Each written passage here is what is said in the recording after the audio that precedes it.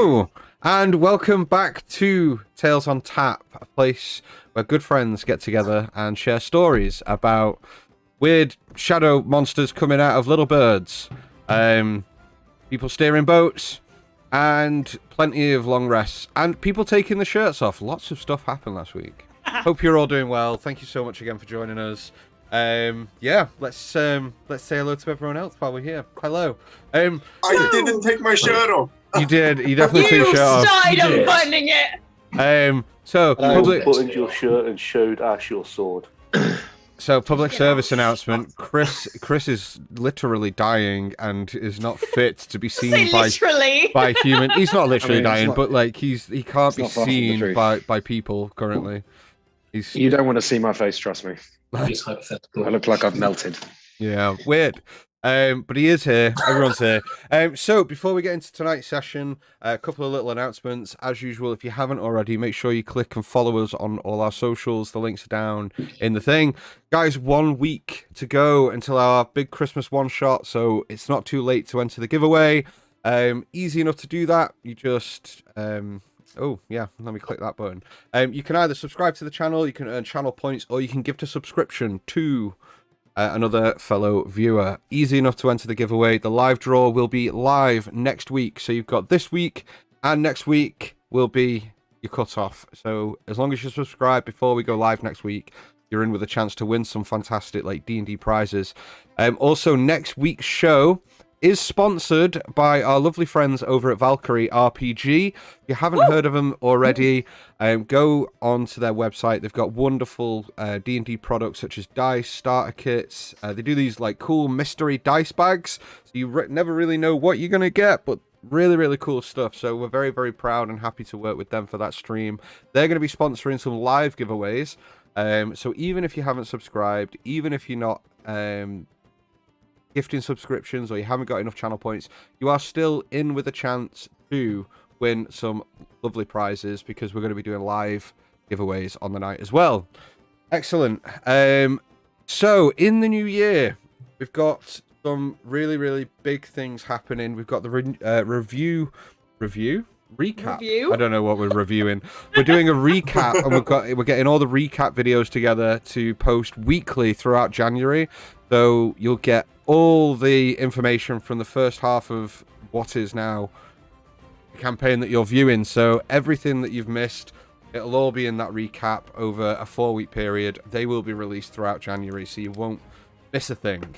Other than that, we have other big things on the horizon for the new year. We're going to be looking at streaming for another day. That's still in the works. We've not decided on what day of the week that's going to be, but it's going to be things like mini adventures, one-shots, other TTRPGs. There might be talk shows. We might do weird like Jackbox games type things. We might just get on live and get drunk with you guys. Like, who knows? But big things planned for the new year, so stick around. Lots and lots of things coming. Other than that, I think that kind of wraps up our announcements for the week. We're going to actually, going forward, to save Hannah doing her shameless like art commissions promo on the fly every week, we're going to put a panel down below about art commissions. So if you guys are interested, just reach out through socials. If you want a character portrait doing or some other artwork doing, reach out to us on socials, either Facebook or Insta, and we'll put you in touch with either Hannah. If Natalie, you want to do some artwork for people, if they want to get you involved getting that sort of stuff, reach out to us. We're more than happy to work with you guys on doing that sort of thing as well. I think that about wraps it up, unless anybody else has got anything cool they want to announce. Not really. No, it's Christmas in like 5 days. It's nearly Christmas! I hope you guys are feeling all festive at home and you've all got your trees up, you've wrapped your presents. If not, you've at least bought them. I know I hadn't until about Saturday. Everything is done. Do you guys spend Christmas during the 24th or the 25th? 25th. Because The 25th. Both of them. Yeah, both. So like from the 24th, it's like a hazy blur until I wake up on the 27th. Like, Right. yeah, like That's exactly that. it. That period is called blackout holiday, where you just get so drunk and like eat so much food that you just Not a single vegetable is eaten apart from a sprout on Christmas Day. Oh no, there's plenty of vegetables No, eaten. Not in my house. Cool. Well, Might explain a few things. That about wraps up the announcements. Before we kick in, who's left to roll for the recap? I believe it's just Steve, Evan, and Chris, right? Yeah. Yeah. Cool. You guys roll the d20 for me. Let's find out who's going to do the recap next week. Should we do the metal dice this time, just because? You can roll the. Oh, You can roll I don't the. think anyone needs to. From the Oh, look no. of Chris. Everybody stop. I rolled a 1. Okay, so that's so nice. Every week somebody just volunteers by rolling a 1 or a 2. Did you roll a 1 as well? Yes, Did you roll a 1 as well? Oh. You got a two. Second time in a row. Sneaky. Oh, I Okay. really wanted rollies. Cool. Well, Chris, if you can do your best to take notes, or if you're not feeling up to it today, just rewatch it back No. when you're feeling fit, and we'll Yeah, do that. yeah, that's what I do. Yep. All the original characters have gone first. Yeah, This has true. worked Oh, quite really out cool. quite well. Excellent. Right. Well, that about wraps it up. So why don't we get into tonight's session? So, guys, go get a drink if you haven't already. Be quick. We've got seconds remaining, but if you have, sit back, get comfortable while we get into tonight's session. Tales on tap.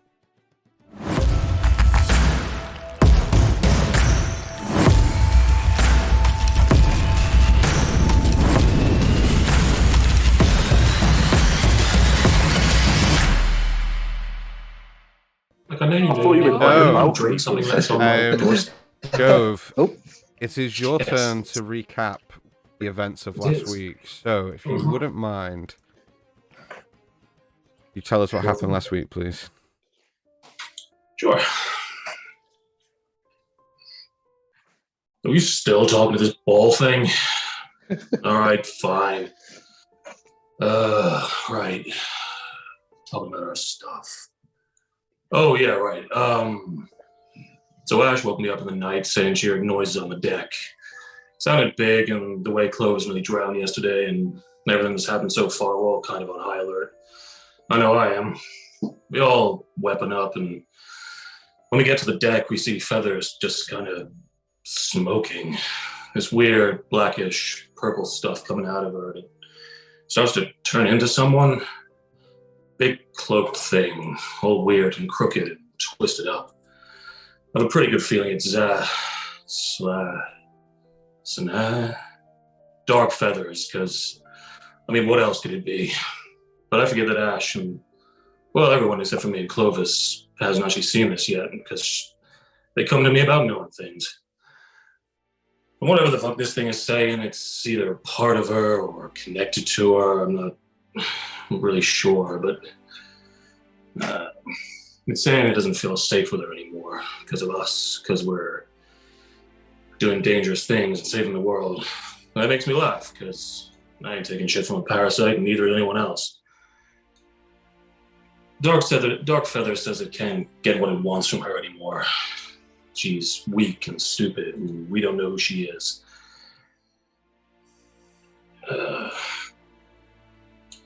Shit, what was I? No, that's just it. That's where it ended. Fuck it, that's just... No, it's not. There's Paul empty to go out. You crack on. Yep. Oh, there we go.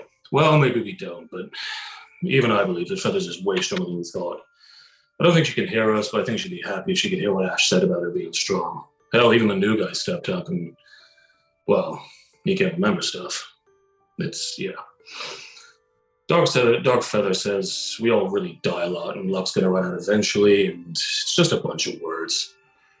It's what so many of these things are, just words and riddles. Anyway, this thing wants to leave, and we tell it to find a direction to fuck off in, and it does. Not before blowing smoke at me, but it's gone. Feathers is free.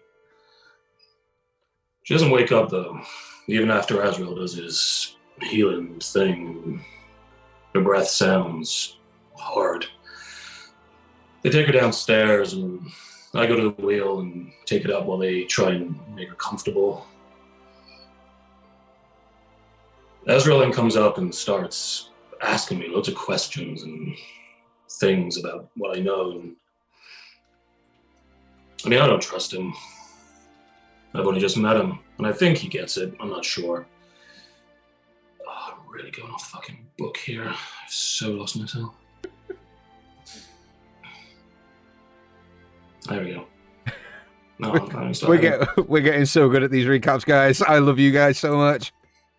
Look, it's a really big section of words, and it just blurs together after a while. There we go. Yeah, he comes to me with a lot of questions, and he thinks I got a problem with him. I don't know if it's just me, but I don't trust people. The first couple hours I met him, I think he gets it. He still thinks he's doing us a favor by being here, though. Ash and Mike come out, and they go to the front of the boat. I don't know what they were talking about, but he starts showing her his sword and starts taking his shirt off. And I mean, she seemed interested, so something's going on there. I'm gonna have to keep an eye on that, I think. That was pretty quick, and with me and Azrael at the wheel, it went by okay. But I think I got a cold standing outside too long. It makes you feel bad. I hear Feathers and the guys talking. I assume she's up, and when I go down, she's there. But I'm sweating, and so is she. But it makes my heart feel a little lighter to know that she's alive. And it looks like Dark Feathers was just a passenger. She says it was trying to make her leave, and it had a real good way of twisting words and making things sound worse than they were. I mean, I believe her. Anyway, we all agree that she needs to rest, and she's looking rough, and her breathing's still crackly, so it's not good. She also says her magic's not working anymore. At least it's not there now that Dark Feathers is gone. I mean, it's not great, but it's better than having someone living inside you. Ash stays, and they start getting into a big talk about stuff. I'm pretty sure I saw Feathers take out a musical instrument of some kind. I don't know if she could play. It turns into one of those days where everyone's just doing what they want to do to try and calm down. It's been a really rough time recently, and we're all feeling it, I think. On top of that, this heat inside me ain't going away. I've tried some... It stops me from thinking. I tried to put some stuff together, but it's just too hard. They give me a chance to talk and have some rough play with Zale, which was nice. Forget how much she means to me sometimes, how much she cares. Clovis keeps the boat steady, and Azrael and Mike talk, but I don't think I've seen them do yet. A guy with all the questions and a guy with no answers. It's got to be a weird conversation. Anyway, Clovis tells us we're getting close to Baldur's Gate, and we should probably get off the boat because we're going to be the first ones down there for a while.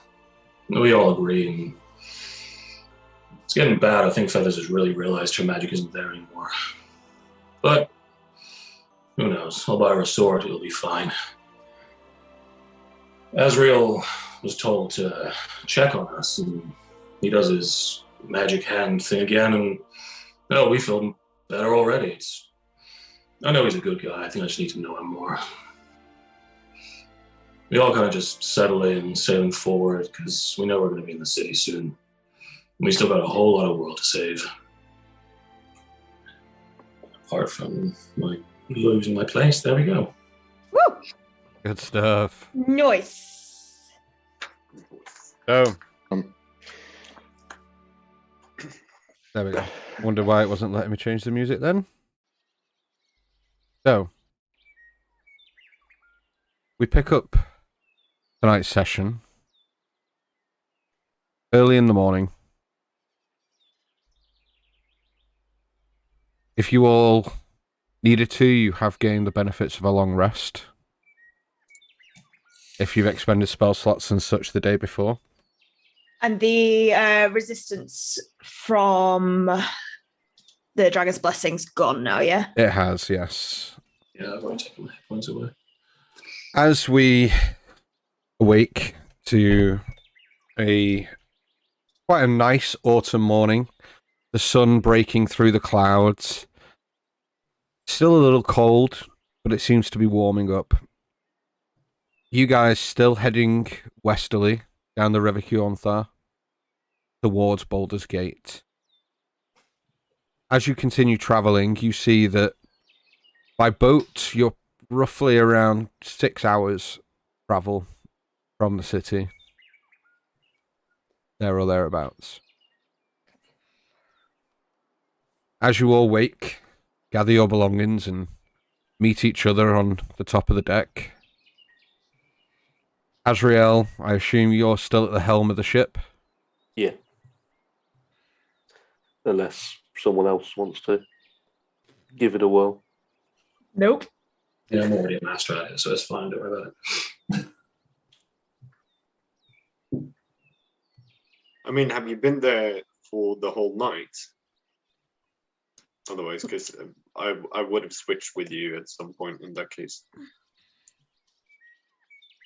Well, I was steering yesterday, so I assumed I handed it off to someone else in the evening. Right, yeah. Well, you can be there in the morning if you want to. I don't think about it. Call me down. As you all reconvene atop the deck of the boat, with Baldur's Gate in sight, what do you want to do? I will kind of go towards the fallen lot, and I will kind of say, so last time I came through Baldur's Gate, I may have a connection, a merchant, Aldor, his name is.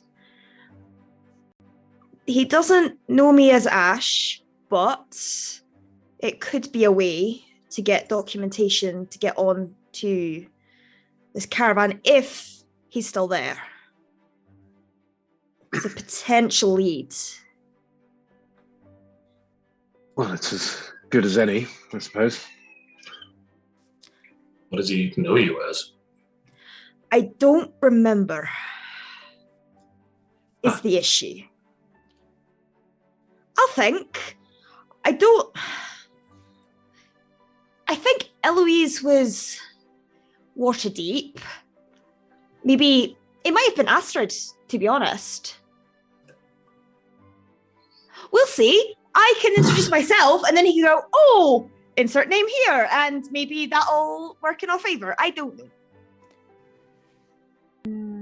Fingers crossed. I don't keep up with... I'm not... I don't have rehearsed personas. I just kind of go with the flow and go with whatever strikes me at that point. So I think it's Astrid. I hope, but we'll see. This isn't a persona now, right? Like you're actually you. No, I am me. I'm me. Will he Well, recognize you? I think he will. I could do with potentially changing to some more. I might put my the ball clothes on. I was kind of dressed a bit more noble, shall we say? But he'd recognize me, I think. Very well. Then we shall make that our first stop.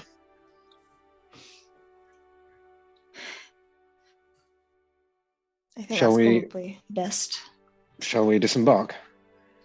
Do you want to continue by foot? I think so. It'd be a lot less obvious if we're not the only boat travelling down the Kionthar for many months. Could draw some unwanted attention. True. I was also thinking that if we get off the boat and suddenly it disappears in view of people, it might kind of draw unwanted eyes. That's true. I mean, how far before they can see us? Like, how far away are we now? You can see it, right? 30 miles. Sorry, that was a reference Yeah. to something else. You're a few miles away at least from the city. I'd like someone to make me a perception check, please.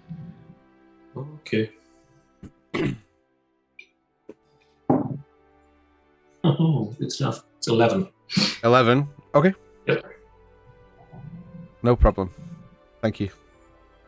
Oh, Oh no. Did you get another? Did you also get a brick, Dan? I've only got He's always now. had black. Yeah. I don't buy dice. It's my one D&D shame. So as the morning greets you and you continue this conversation and make the decision to pull the ship over to the side of the river, you do so. Gather everything you need from the ship. Disembark, both animals and kin alike. Unfold the folding boat. Or fold? Yeah, you would fold it. Yeah, you'd fold the folding boat. And place it back inside the bag of holding. Uh-huh. Which is not made of paper. It Which is not made of paper. Believe it or not. Not I made imagine of it's like a big. paper. I imagine it's like a map. Like one of those- You never fold it back properly. It's always just like a little bit out of The place. orienteering maps, yeah. Yeah.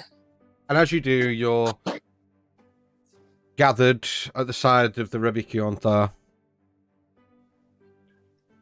and start making your way down the embankment and further inland to try and find the closest road that leads towards the city. Yeah. The journey is going to take most of the day, but is there anything anybody would like to do during this time?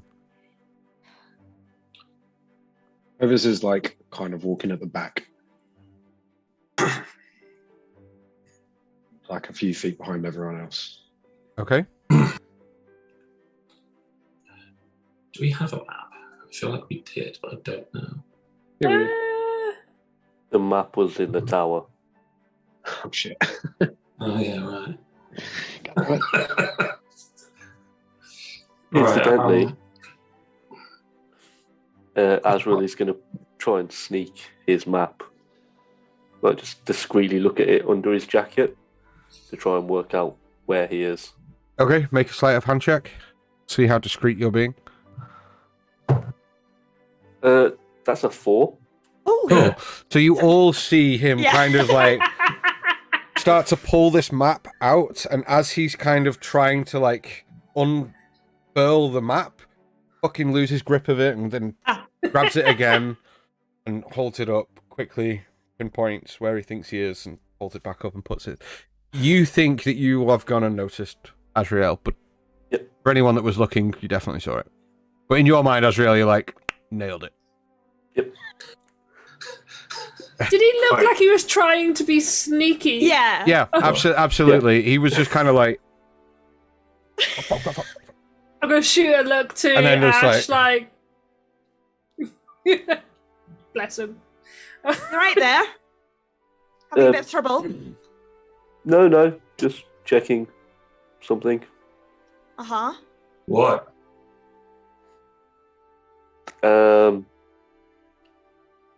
Just prayer. make a deception check. Just, prayer? My passive insight is 15. Well, that's a 17. Oh, Maybe. Okay. it's a prayer. Comes off as a Okay. bit weird, but you believe him. Sure. Do we though? I mean, he drops the map. It looks like a map, and then opened it, and looked at the map, and then went, "No, it's not a map." People pray in different ways, dude. It's not a... No, I'm not going to say that. That's... So, Ah, You pray often? Every day. He didn't do it yesterday. Not that you noticed. You were below Oh. deck.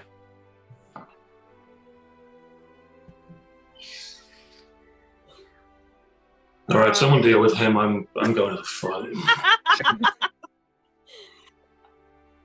I'm probably hanging back, walking in tandem with Michael, I would assume. Just kind of not saying much, but... okay. Feathers, what are you doing? I am distractedly sort of just thinking about everything that's going on. Yeah. When he mentions prayer, she does kind of... Maybe. But she's just thinking about all the stuff that's gone on in the last 24 hours. She'll probably, if we're skipping through the day, then she will pull out her lute at various points and tinker away at that, trying to remember various different tunes she's heard. Okay, I'd like you to make me a history check and a performance check then, please. Okay. History, I got a +0, so that is a 16 on history. Okay. And performance, +11, let's go. that is 28.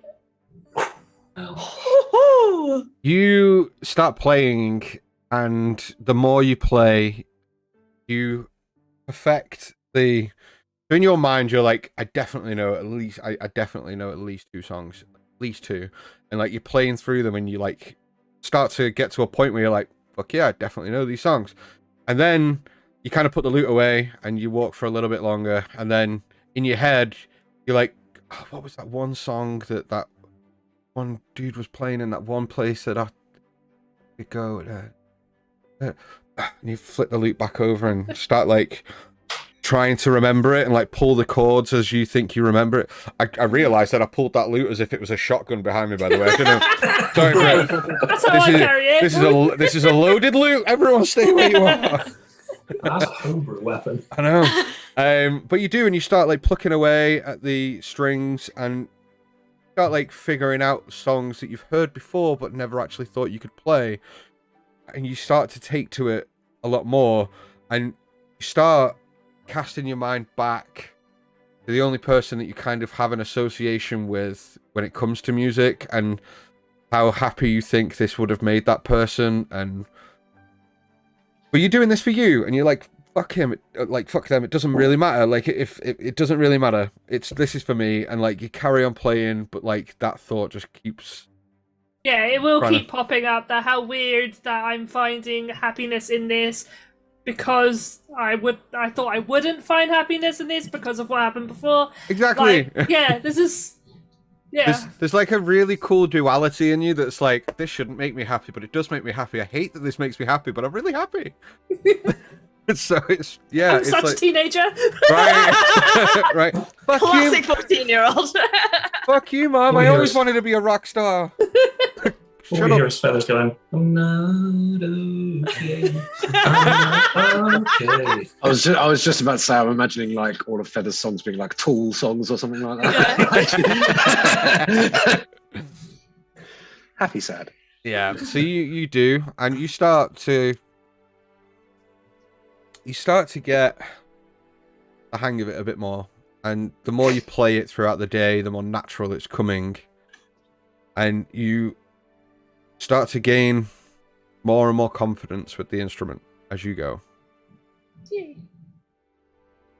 The day continues. Is there anything anybody wants to do or wants to talk about with each other? Sort of halfway through the journey, Michael's just going to go, so what are we actually going to do in Baldur's Gate?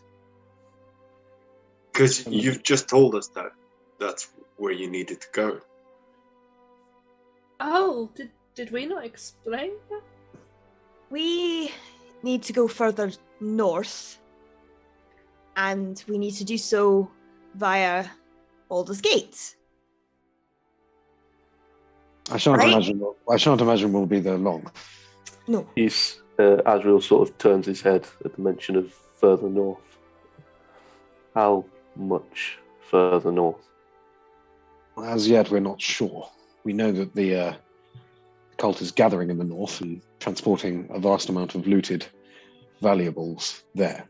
Cult? I told you about the cult. It's The been dragon a long few days. The dragon worshippers. I don't think I mentioned they were dragon worshippers. Not in a good way either. No. I mean, Not like you. No offense. Different than. Wasn't Part there of the something- story. How about we get the full story? That might take a while. What do you two plan on doing first? Well, um, I don't know. Apparently, you need me for something. You got told to join us and find us. Yeah. So I And- guess guess you're stuck with me. We have a lot to figure out. Well, rather than us going through and explaining it, it might be better for you to take this. And I pull out from my inside jacket pocket what looks like a small kind of tripod. Actually, it looks like a dark metal rod with a shiny silver ball at the end. I sort of give him. Hang on. And then I say, do you have like some kind of cup or tankard or something? Yes, I think so. I mean, I have a water skin. That won't really be much good.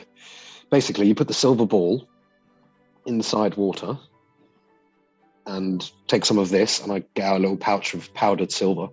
I say, sprinkle a bit of that in there. We've been using this to record events. It might be easier for you to just watch it that way. Right. And I'll give him the rod of recollection that we've been using to do our recaps. Okay. Do we want to disclose everything in that? Well, I think we can trust our friends here. What secrets would you keep? The same as anybody else to people they only met a couple of days ago. Right. So is there like a fast forward button on this thing? Yeah. That doesn't work. synopsis version. Cliff notes. Yeah. Well, thank you. Should we just say, like, in short, are you guys like watching it now as we go? No, I'm Or- gonna watch it during the night, basically. Yeah. If we need to podcast. So on Buddy, so if I have the chance, I will watch it now. Right. Yes, Sure. So I think in summary, you'd essentially gather that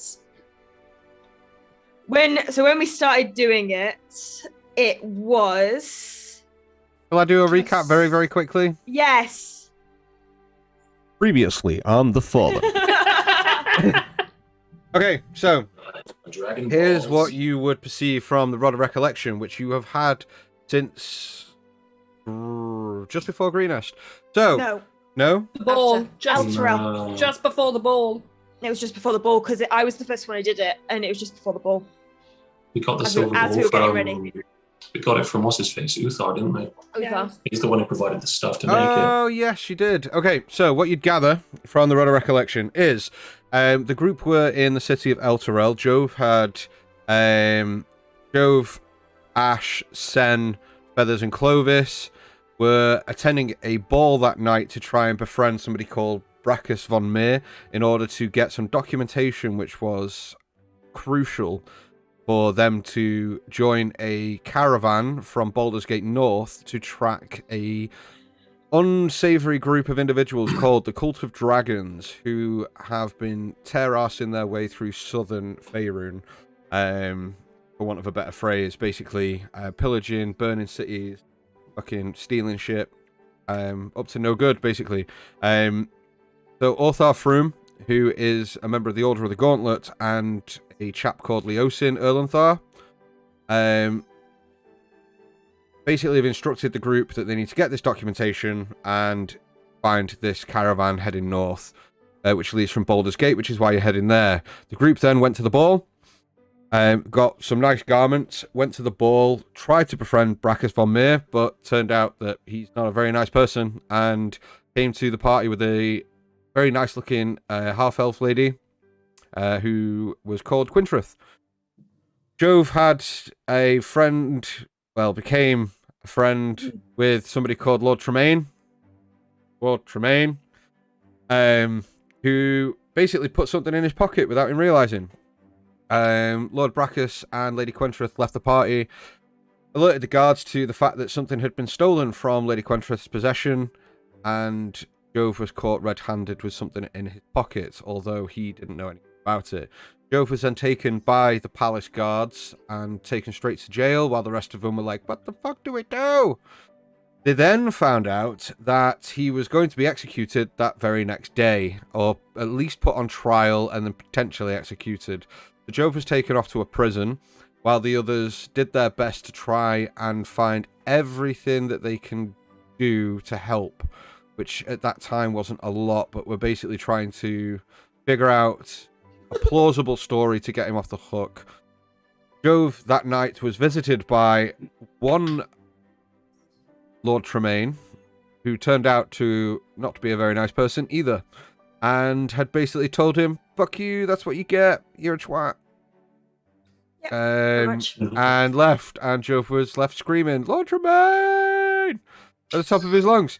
End session. We pick up next where Jove is taken to the courthouse and was put on trial, and the rest of the group, through their own means, made their way across the city and got to the courthouse just in time. Jove was then put on trial, and it was a very one-sided trial where he was put under a spell of the zone of truth, but the questions they were asking weren't really relevant to what his crimes were, and no straight questions were being asked. And in a way, he was answering them, but also kind of incriminating stuff that he hadn't already done, in a way. And just when it looked like all hope was lost and Jove was heading to the gallows and gone to the executioner's block, poof, the doors burst open to the courthouse, and in rocks my man, the one and only Orthar Froome, who at that point decided to answer or make very strange statements that were very true, but didn't give any crucial information away to the court. So Jove was let off the hook. And Orthar basically said that if anything else happened while they were in the city, it was under his orders, and Jove was let free. From there, because there was a group that the party had learnt about called the Shadowbacks, and while they were at the party, Brachus von Meer had said that to get the documentation, the party had to take care of the Shadowbacks in whatever way the party deemed fit. So what the party did was try to track them down, and they tracked them down to an old house. On the way there, though, they soon figured out that they were being double-crossed, and a group of thugs attacked them in the street, like one street over from where this house was. A battle ensued, and just as the fight was won, smoke started billowing from the next street over, and as the group ran round, the house that they intended to go and try and find the Shadowbacks in was on fire. Very quick thought and quick action then took place, and a few individuals rushed into the building. So Sen, Feathers, and Jove rushed into the building. During the fight on the street, there was like a suspicious old man that kind of didn't move whilst everyone else on the street ran. This old man kind of like watched and walked around the corner. So Ash sprinted after him and turned out to be an unsavory individual as well. But that individual disappeared. The group ran into this burning building and tried to save as many people as they possibly could. The building came down on them. A couple of them made it out.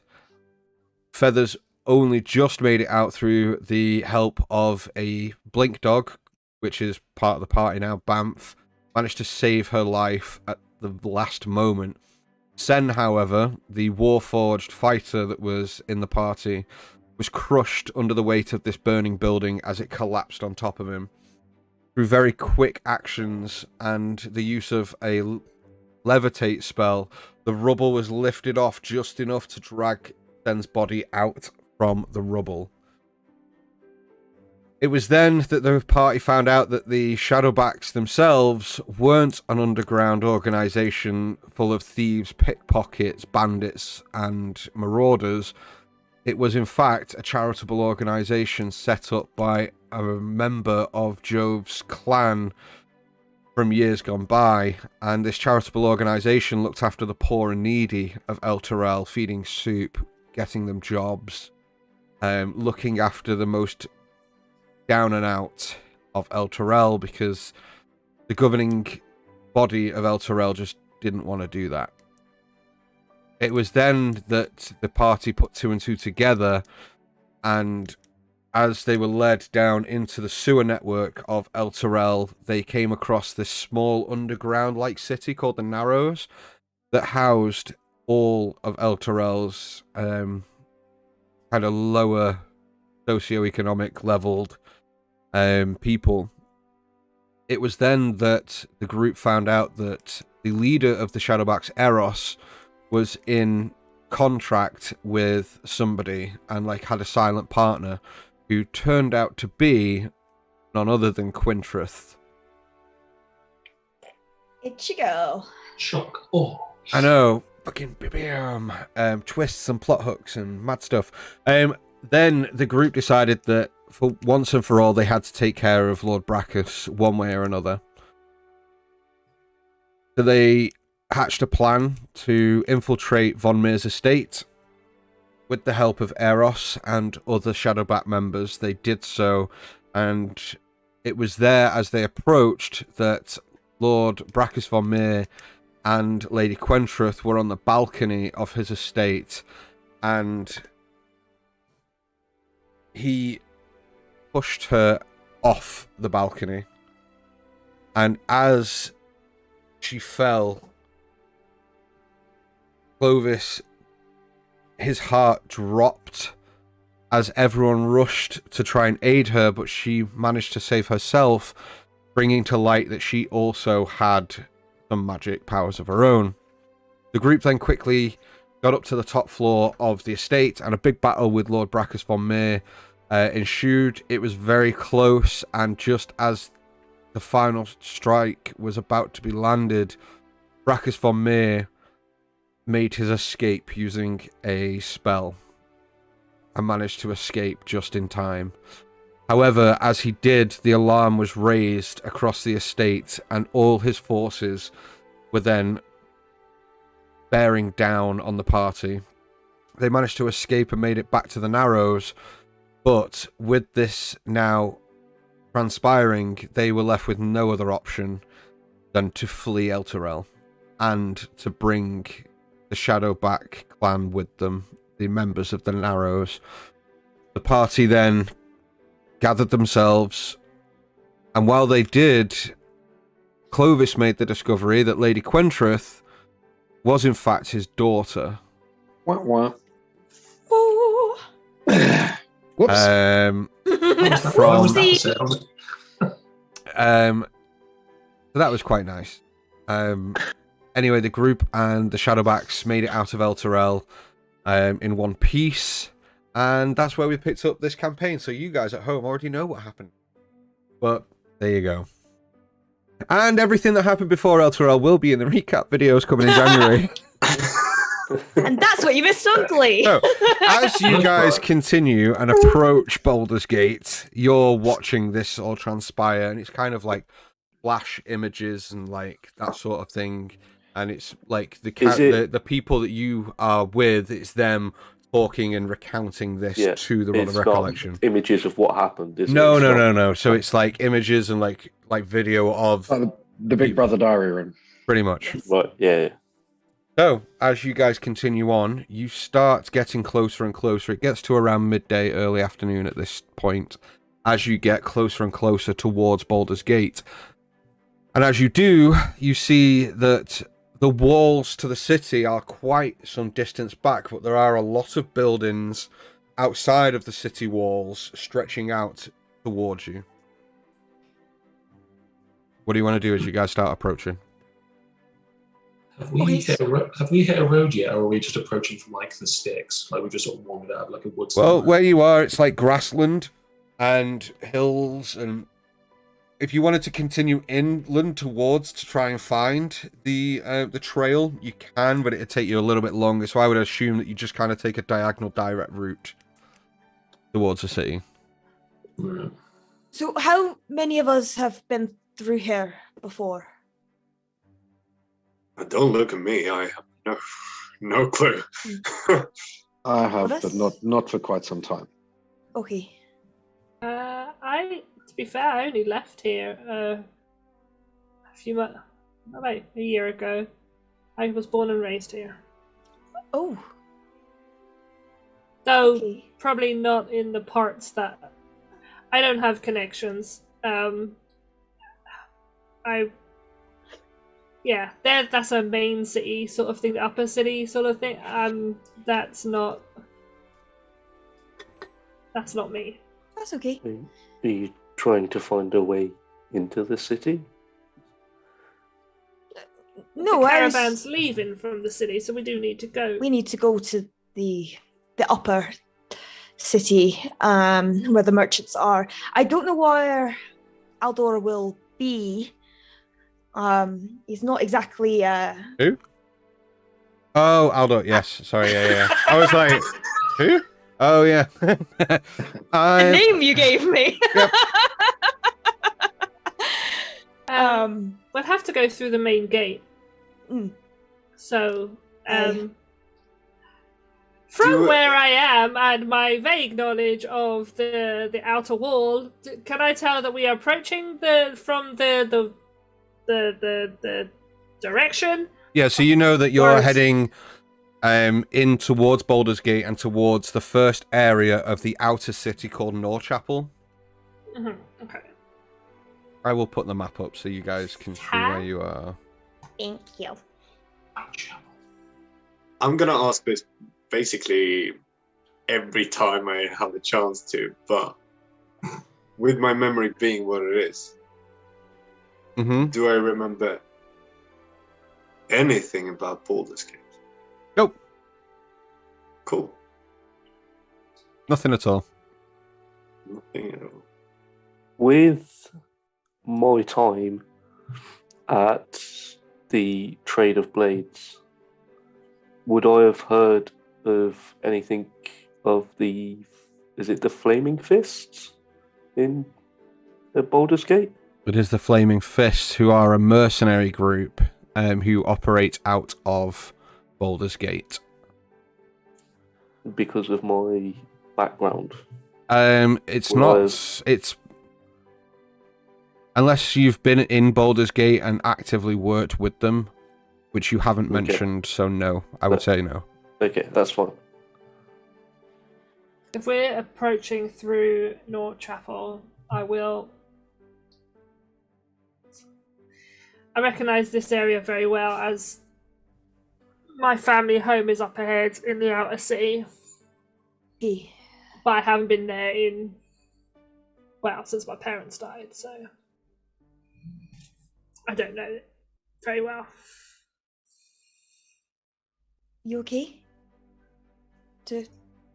Yeah, I mean, it was a long time ago. It's just weird. Especially with everything that's been going on recently. Yeah, it's weird. Okay. Well, if you need me, I don't know what I do, but I'll punch someone. Thanks. I mean, I can't punch someone, but I'll give him a bad I'm look. sure you could try. So as you guys start entering the outer city in Norchapel, it's quite a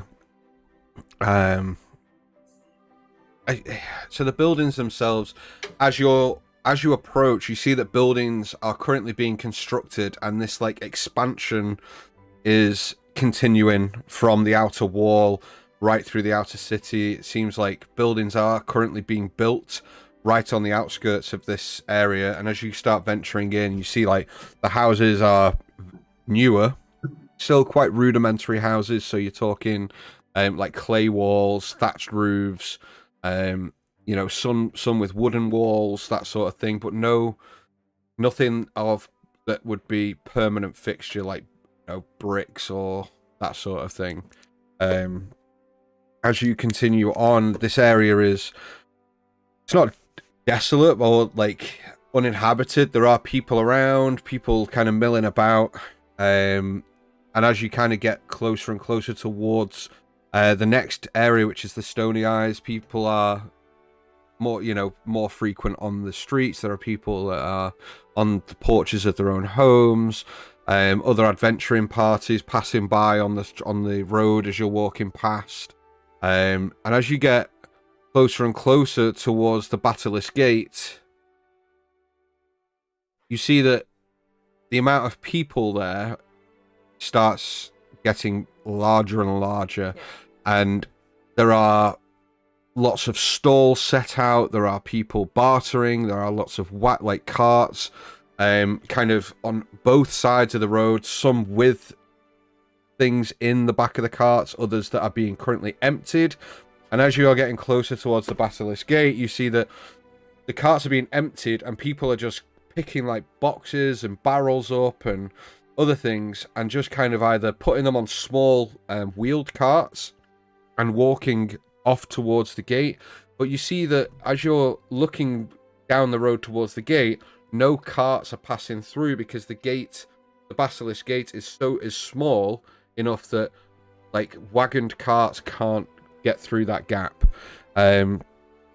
Feathers, Clovis, Ash, you guys would know that the streets of Baldur's Gate were designed to be specifically narrow, because this is the merchant capital of Faerun. This is where a lot of trade is done, a lot of coin passes hands, and the general idea is that the reason they've made the city in this way is so that travelers coming from the south-north have to barter their goods to merchants at the gates, who then take it through the city to then send on the way further north, or to try and sell off in the city or whatever, and vice versa. People are trying to you see merchants walking up to empty carts and trying to haggle goods to cart and other traders that are heading south now.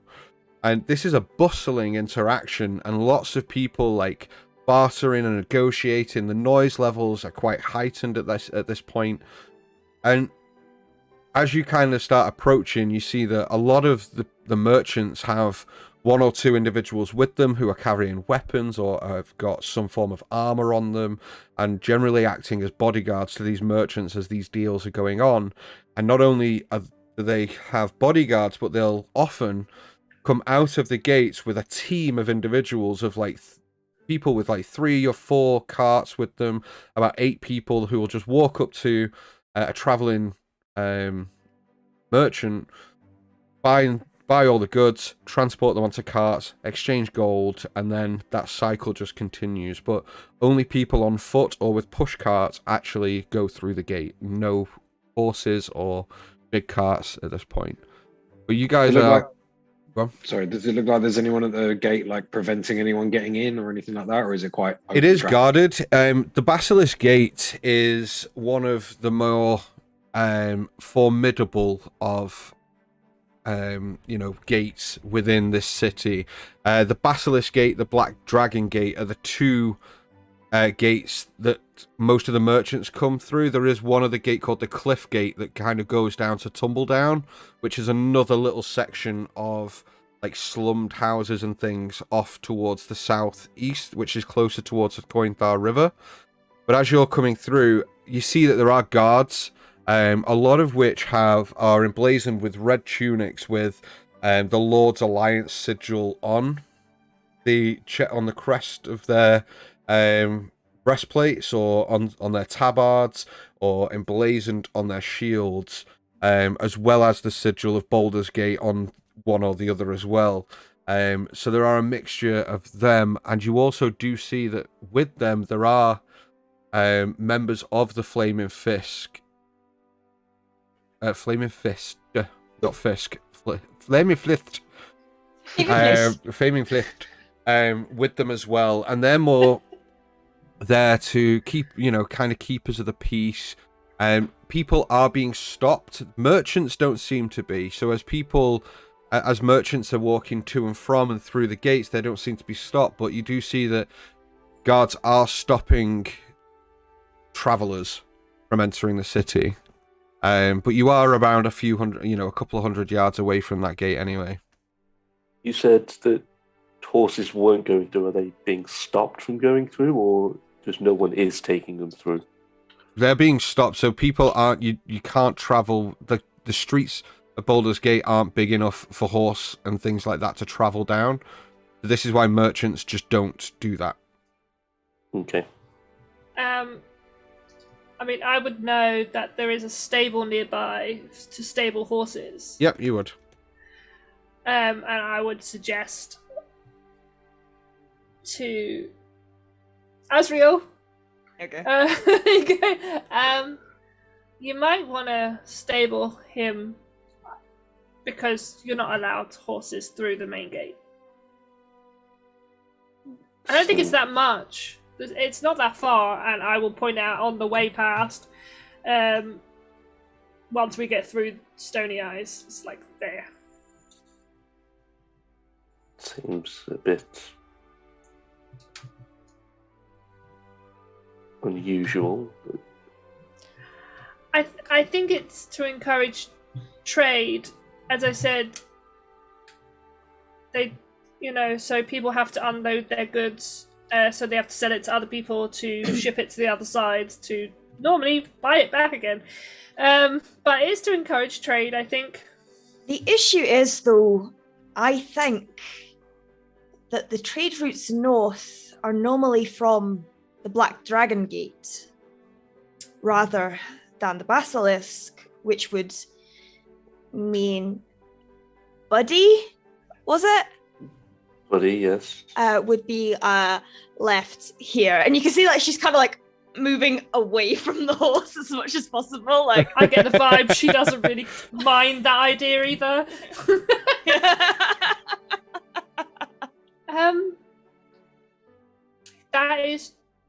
That's not preferable. There's a definite question mark on the end of that. You see, Asriel sort of reluctantly dismount Buddy. It sort of goes up, holds the reins, and sort of pets his head. And as he does, the horse just sort of turns to ash and blows away in the wind as I dispel Buddy. Okay. Fuck did you just do to your horse? Blew him away. It's something I have the ability to do. That's handy. And You'll be able to get him back at the other side. Given a little bit of preparation, yes. Fascinating. So you just make horses. So you kind of like, you see the look on Jove's face because he just has no fathomable ability to like work out how that sort of magic works. And he's just like, so you just could just make a horse. Like, It's I'm not the most adept when it came to magic, but for some reason that ability came naturally to me. Okay. You've just always been able to make horses. Not always. Something I've learned through. Like, did you start with the pony and then No, you start with a dog. with the dog? You can make dogs too. How do you start with a dog and progress to a pony? Or you start with a mastiff, and then you make a pony, and then a small horse, and eventually you can work up to big things. As I said, I wasn't very adept at magic. I wouldn't suggest you make it again while we're inside the city, though. Just No, if I was going to take a horse in the city, I would have just left Buddy alone. I mean, once we're through the gate, like. Yeah. Okay. Magically disappearing horses. Add it to the list. That's fine. After some of the stuff I've seen in this, and I'll sort of hand Clovis back the silver orb. Yeah. Seems you've seen far weirder than. That's why I'm saying add it to the list. I mean, it's not like the weirdest thing we've seen, but No. I've just never seen someone make a horse or unmake a horse in this case.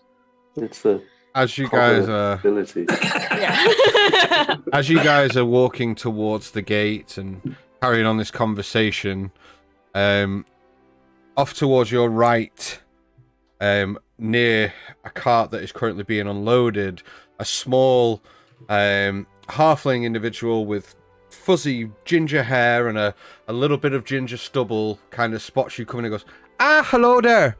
Excuse me, a momentary time. Can I interest you in some of our finest of furs? I have some nice pelts as well that might be of interest to you. If you're traveling through the city, you might be able to buy them from me and sell them for a profit. We're okay, thank you for now. Maybe Might not. come back later. Maybe not first. Let me show you some of my other wares. I got some fruits and some vegetables. This happens a lot, by the way. So, you there, you look like a man who prides himself on his appearance, as he looks at you, Jove. I have here in my possession a tub of pomade, I believe it's called. Now, from what I've been told, if you apply it to your hair and make it stay in certain styles for hours, you look like a man who could use such a thing. Like thinking about it, he just opens to ask, like, do I need that? Do people style hair? Yeah, of course they style hair. Well, If that's not something you're interested in, from what I believe, it can be used on beards as well. that is true. I have always wanted one of those. How very rude of me. I have not introduced myself. My name is Jester Finnegan. It sort of reaches down and like As soon as you clasp his hand. As soon as you like grab his hand, you get like a little electric shock into your hand. As like, oh, got ya! And he holds his hand out, and there's like a little device in his hand, and he's like, just a practical joke between friends. Here, you can have that on the house. Now, Cool. homemade. No, but I'll have some of your vegetables. I'll take some proper food from you. Would.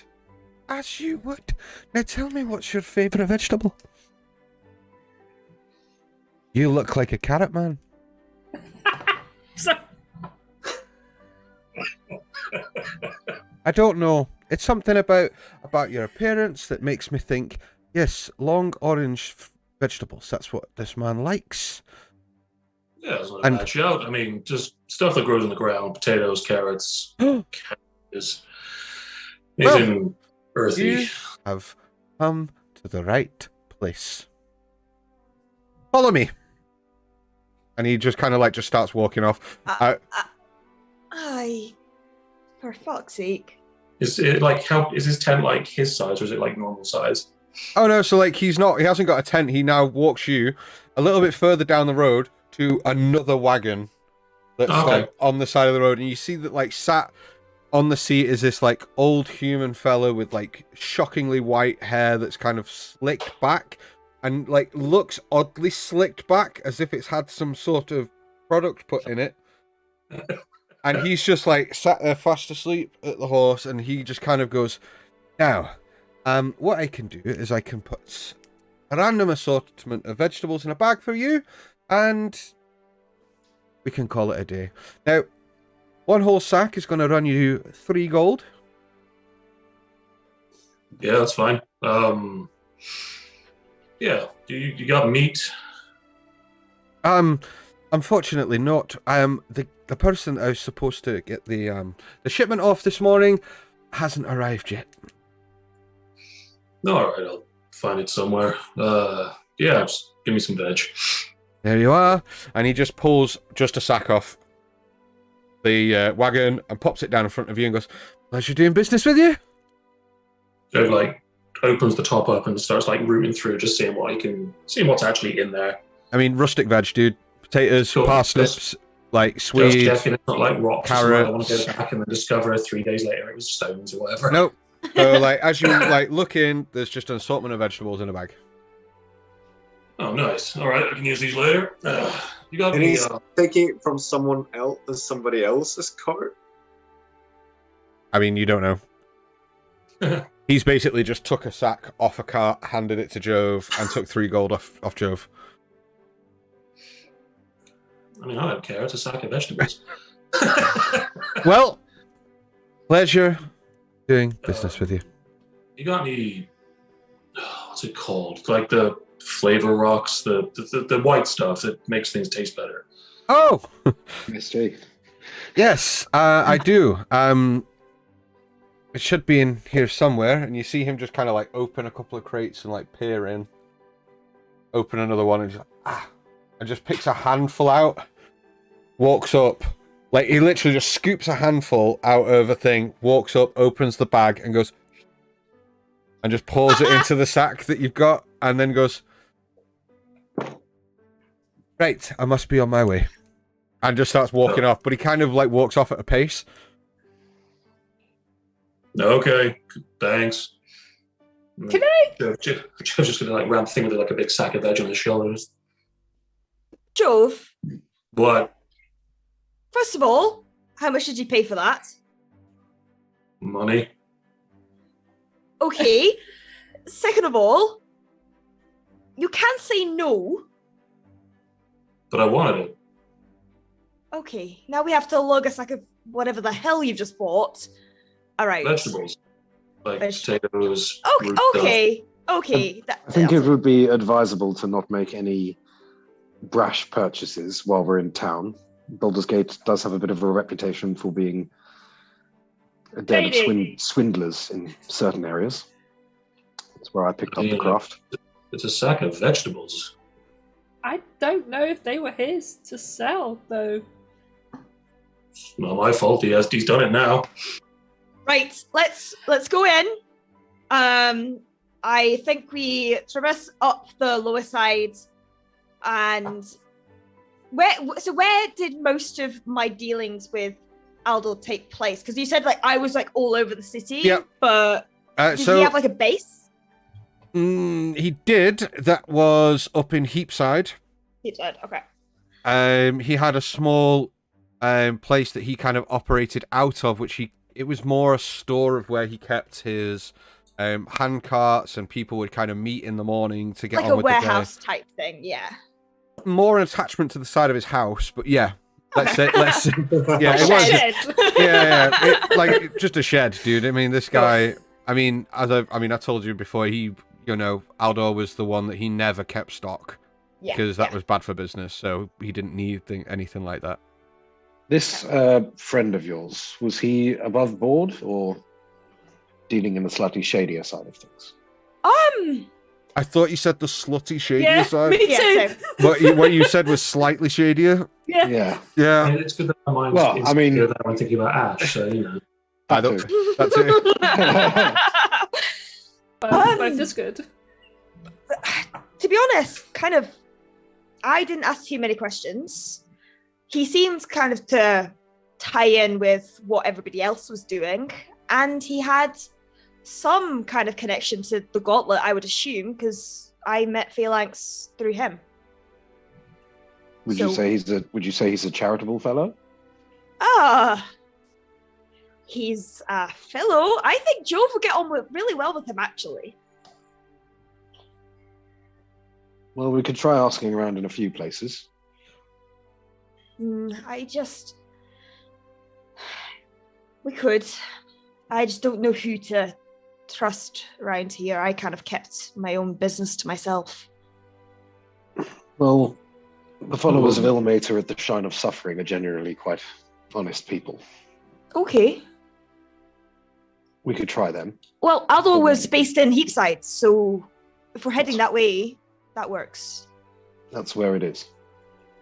Okay. If Heapside is our goal, then the Blushing Mermaid is also it's an inn there that I worked in. So You worked in the Blushing Mermaid? yeah, I cleaned rooms for a bit there, and the barmaid here, the barmaid, the barman here. What are you laughing at, dude? Because I know why Clovis asked you that, and you have no because you have no idea why he asked you that, because Feathers is so innocent.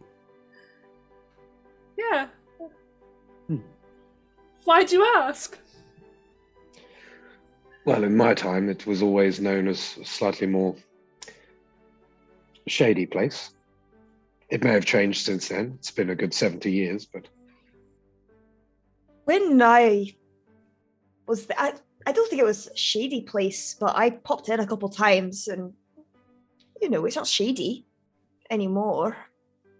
Might have shady dealings. Would I have known it as shady, or would that have gone over Feather's head completely? Oh, it would have definitely the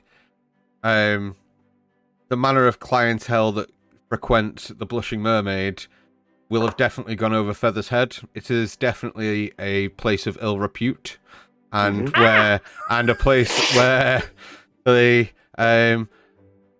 Baldur's Gate's Ladies of the Night often work. I mean, to be honest, I think it really depends on your definition of shady. I quite enjoyed it. I bet you did. People who don't like us answering questions, you sure do tell us a lot by just talking. Who? Me? I mean, all of you. I mean, I enjoyed working there. I mean, I don't understand. You cleaned rooms, right? They paid me to do that, yeah. Okay, because you're only 14 now, right? Correct. And you promise you only had to clean rooms. Yeah. Okay. I mean, I did step in behind the bar once in a while, but okay. I spilt a lot of drinks, so they never really let me do that. That's fine. For what it's worth, I think it should be lower on our priorities. The Blushing Mermaid is potentially somewhere we can get information, but possibly avoid it.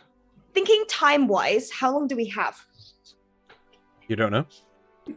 No. As in, so we had 5 days when we left. Yeah, and that's why I've answered. You don't know. No, but how long is it? So we've had 4. Oh, so you thought you okay? So you thought that by the time you left El Terrell, you had a few days. It's been around 4 days because of the help of the wind, the gust spell on the ship, helping you down. But you don't know how long you. So if you keep into that timeline, you think you've still got about a day. Okay. Okay, so do we want to split up? Some go to the shrine, some go to Baldurs. Do we want to stay together? I think time is of the essence. We don't want to miss this caravan. So maybe splitting would probably be our best option. I'll happily head to the Shrine of Suffering. Okay. I'll go to the outdoors with you. You coming to meet with me? Okay. Azrael, perhaps they might appreciate a fellow practitioner of holy arts if you come with me. I was about to say, a shrine sounds certainly more appealing of the two options.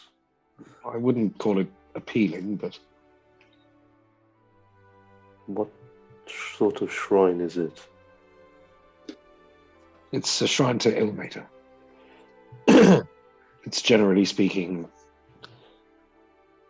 a place for the downtrodden to take shelter. Almost like a soup kitchen, but a holy one. but they help people. Lots of people pass through. They may have heard of this Baldor chap. Many who practice the holy arts tend to help people. Well, so they might think. So What about the rest of you? Joe, What? do you want to fuck around in the city for a while? I mean, unless you guys want me to come with you. I mean, what's a mermaid? I've really been thinking about that. What? It's a fish woman. Or fish person. It's horrible. It's an inn. I don't know. It's an inn. Sorry, where are we going?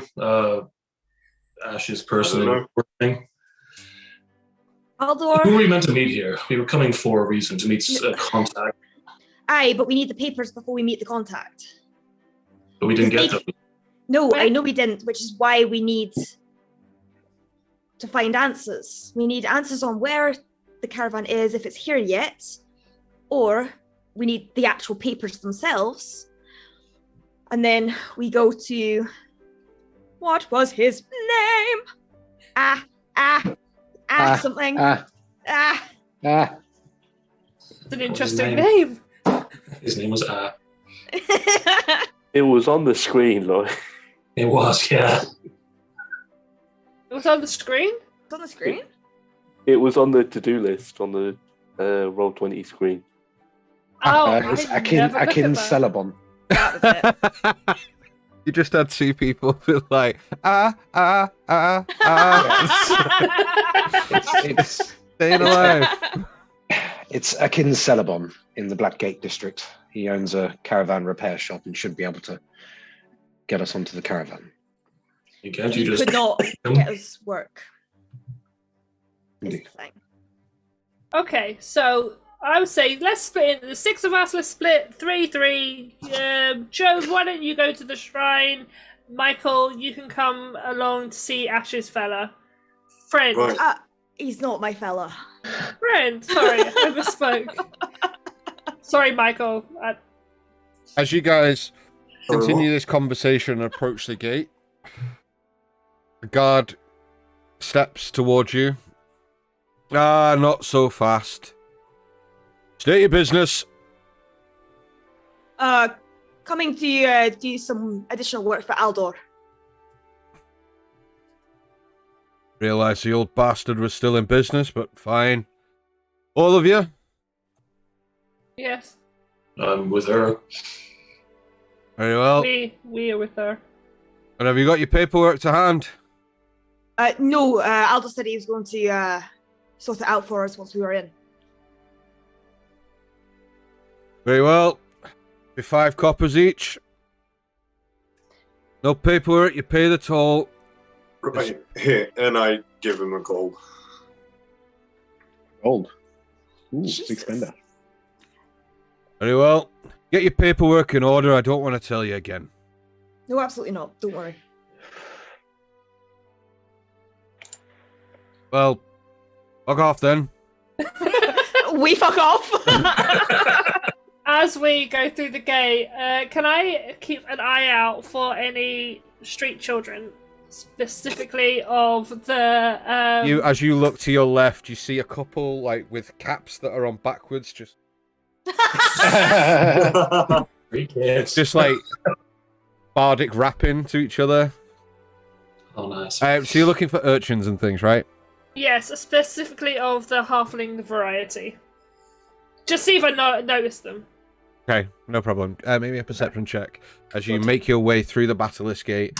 As you kind of like go through the Basilisk Gate, you see that like it gives you a great understanding as to the formidable walls that surround this city. Like they are at least 10 to 15 feet deep as you walk through, and the gate itself, as you walk through, has like 3 separate drawn gates that are raised at the moment, but like one at the beginning, one right in the middle, and as you kind of get to the very end of this entrance, there's 3 separate gates. It kind of reads into the fact that at any given moment this place could lock down. It becomes very difficult to get in or out. And you notice as well that Clovis has stopped at the sort of the cusp of the gate, and it's just looking down at the floor. You all right, buddy? I've not been back for a long time. I actually swore to myself I never would. Well, fate makes us do things we didn't expect, right? Let's make our visit brief. I do not wish to tarry too long. Do you need to maybe change your look? No, there is nothing Okay. to worry about. I'm assuming you didn't look as aristocratic when you lived here before. Well, I've maintained myself very well, but no, you're right. I was a much younger man. Let's just keep our visit brief, if you don't mind. No, that's fine. And I'll kind of extend a foot out and very slowly step over the threshold of the basilisk gate and take a deep breath. The gate comes down. No, I'm joking. Yeah. Bursts into flames. This is why I didn't want to come. And sort of you'll see Clovis kind of like tug on his lapels a little bit to straighten himself up and kind of brush his hair over his face a little bit. And you notice that Clovis, his stride is a lot different. He's not as straight backed. He's kind of a little bit hunched over. Just trying to kind of, it almost looks like he's trying to sort of like ignore his surroundings. He's kind of trying to tune stuff out, you know. And he's everywhere he looks, he's just looking at the floor about 2 or 3 feet in front of him. Come then, let's hurry. We probably don't have much time. Just to be clear, you're looking for your friend Aldor at the Mermaid, or you have a better idea of where he might be? He might be there. He had kind of a shed that he liked to call the warehouse outside of his abode in the heat side. So that's where we're heading. Do we want to rendezvous outside of the shrine? Or, Jove, you're going with Clovis, eh? Yeah, if I have to. Remember, if you hear my voice in your head, it's the stone. Yeah, you know what? And he literally takes it and he just sort of like thrusts it towards Clovis, like, yeah, I'm not doing that anymore. You take it. I'm done with this. Yeah.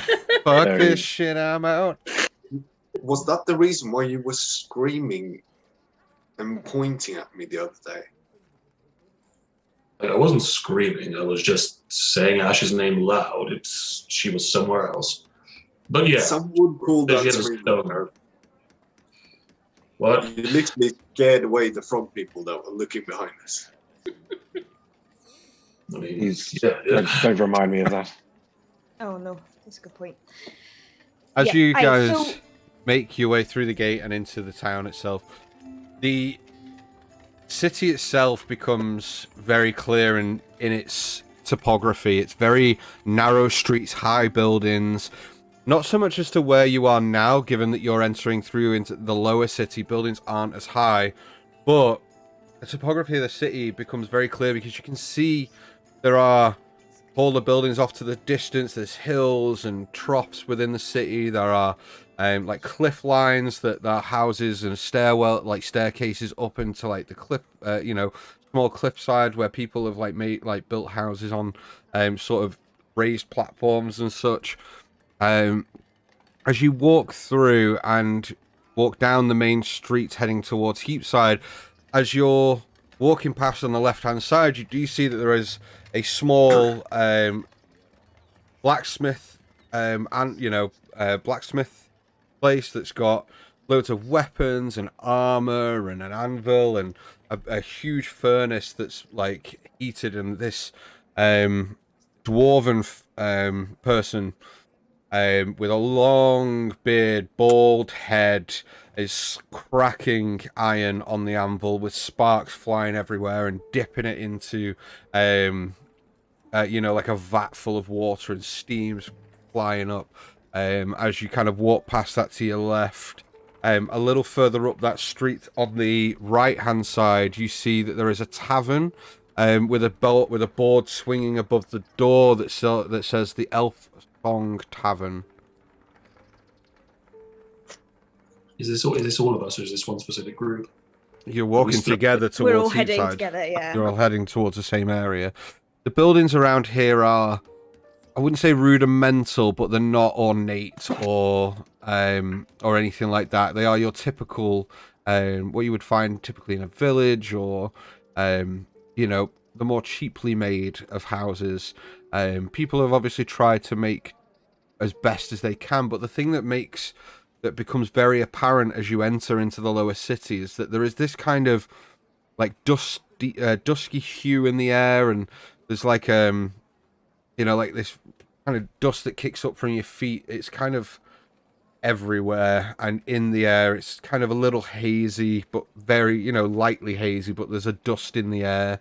Feathers, you would know that this doesn't dissipate at any point. It's kind of the way that, or the place in which Baldur's Gate was settled and founded. There is no kind of soil as such. It's more clayed earth that's very dry and dusty, and it kind of kicks up and kind of gets on your chest a little bit the longer you stay here.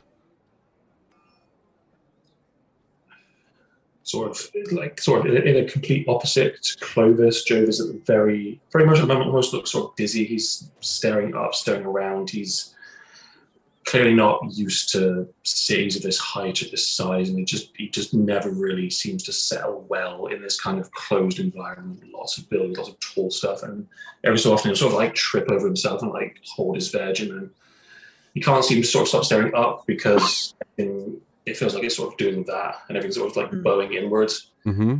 And that sort of Clovis is hunched next to him. He's like, "Yeah, let's get the fuck out of this place. I don't like cities either. This is much." As you're looking around, I'd like you to make me a perception check, please. Okay. That is a 14. 14.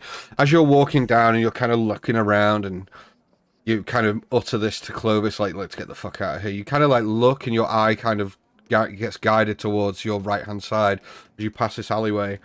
And down this, well, I say alleyway, it's a street, but because the streets are so close and narrow, it just kind of looks like a little side street. But down that side street, you clock that there is a food stall, like a shop front with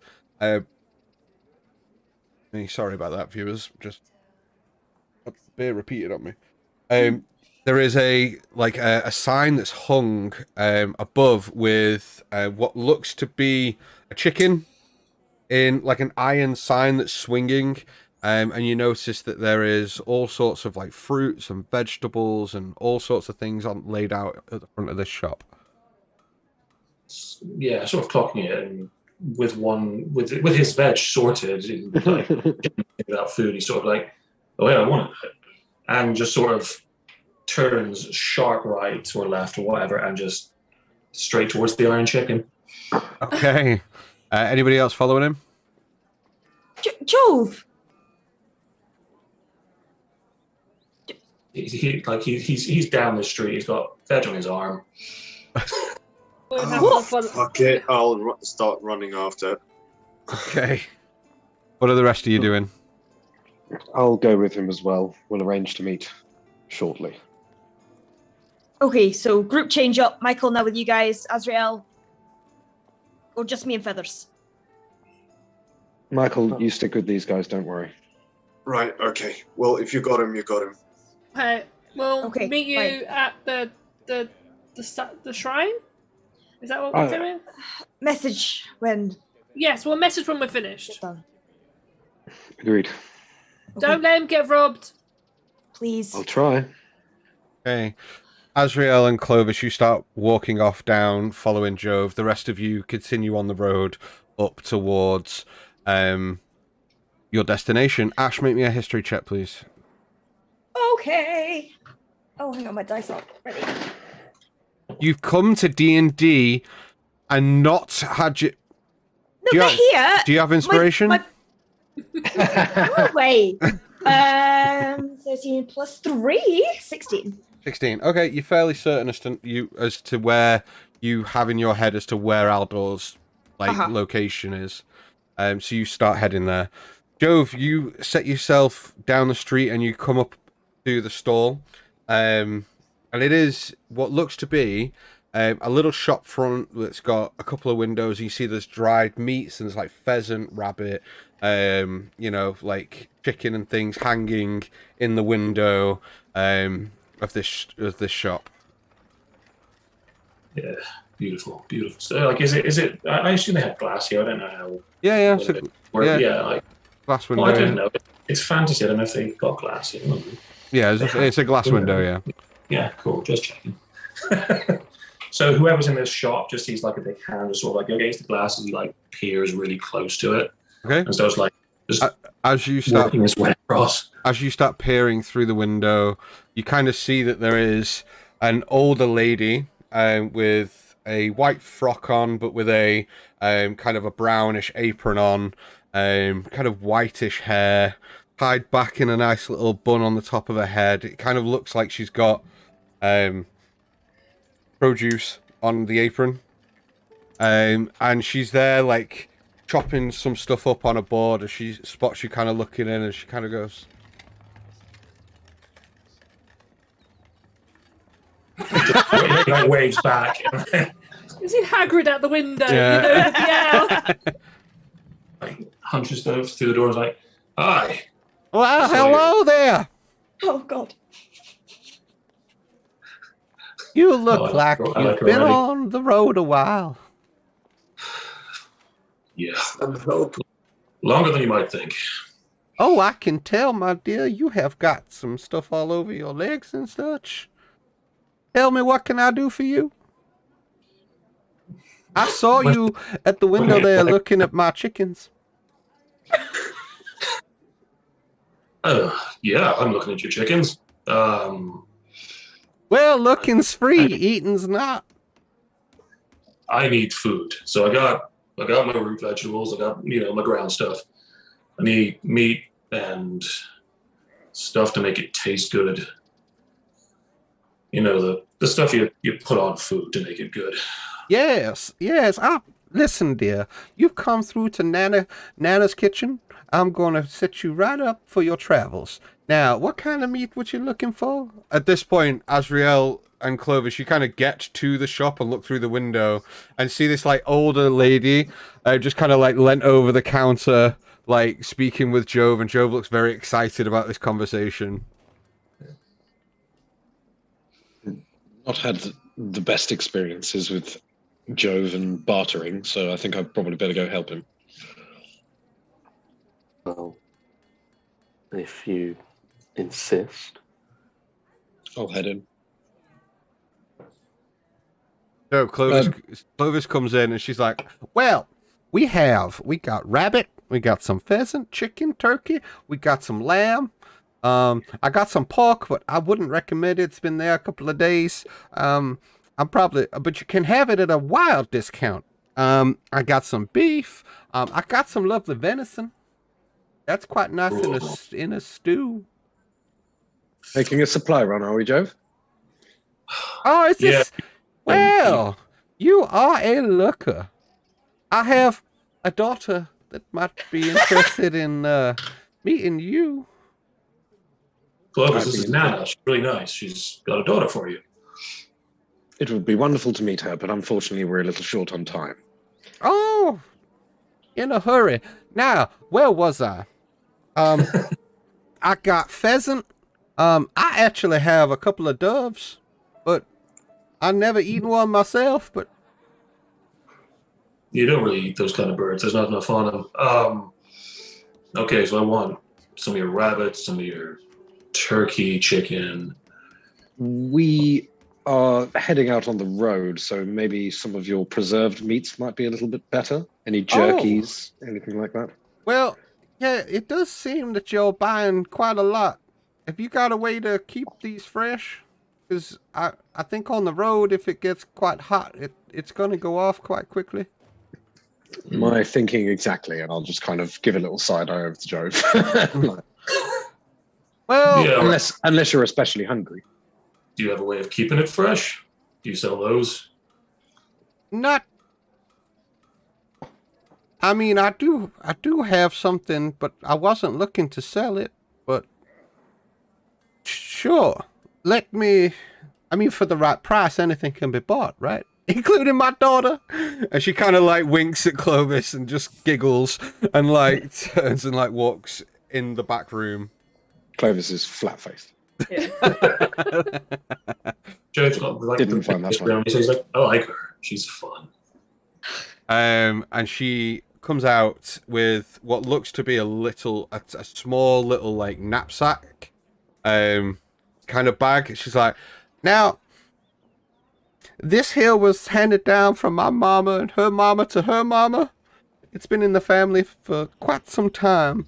I used to take it out when I was but a traveler, and I kept all of my food in here. It's magical, you know. It keeps things fresh for a long time. Can I insight check her? Yeah, sure. If she's talking porkies. Yeah, man. Hey, porkies. Joe does no such thing. He believes Nana. She's lovely. She Joe's just just offered like, to sell her daughter. 30-20. yeah, When in she's Baldur's Gate. she does not seem to be lying at all. Now, looks may be deceiving, and you might be thinking, Nana, you have obviously fallen off at the last log you sat on, but I promise you I have not.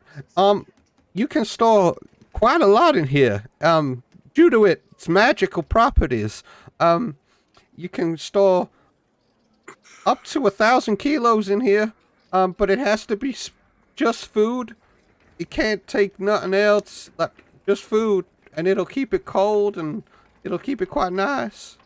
When you say food that it preserves, Yeah. are we talking, for example, if we were to hunt a hare, Yes. would it be able to preserve the hare until we are able to butcher it? As long as it's been trimmed and you prepared it. Yeah. So it would not take the corpse itself. No, it Only- will. Absolutely. Watch. And she kind of like shuffles down and picks a pheasant up, and this thing is like quite large, and she just opens it and just like drops it, and it just goes into the bag. Cool. And how much were you hoping to get for this? Well, as I say, it's been in the family for so long, and I don't really want to part with it, but I have no use for it now, so let's call it 150 gold pieces, and it's yours. Well, to be honest with you, I think given its limitations, that is a high price to ask. Limitations? Well, Shit, yes, it you can could only put store a whole food. cow in here. We don't Oh, tend cow. to carry. We Come don't on. tend to carry around entire cows. Just Oh. what supplies that we need, and we could quite easily get preserved supplies without the need for such a large expense. So let me ask you something, sir. It seems to me that from the tone of your voice that you've not had a home-cooked meal for some time, and the benefits of such, if done correctly, can be quite good. Now, I don't expect you to go and just eat some preserved meat, and that's fine. You can go and do that. It'll get you through a day. But what I'll do for you, because and she looks at you, Jove, I like you. You seem like you've got the skill and talent for this. I'll throw in a little extra something. And she goes and goes under the counter and picks out like a book and goes, now this has all of my recipes in. Now, I was going to publish it, but I don't have the money to do that. That's why I sell dead meat. And vegetables and such. I will put this in here, and you can use all those vegetables and some meat that you purchase from me, and the bag. And some of these are going to give you a little pep in your step.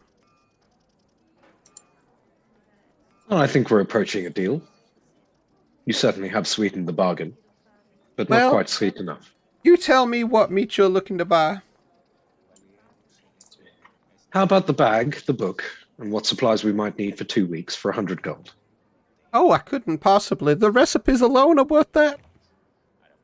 Well, I'd be happy to transcribe the book and give it back to you so that you can then publish it once you have the gold for the bag. Considering you said a moment or so ago, Sonny, that you were in a bit of a hurry, I don't think you have the time. We may return. You may not, and that's my only book. 120.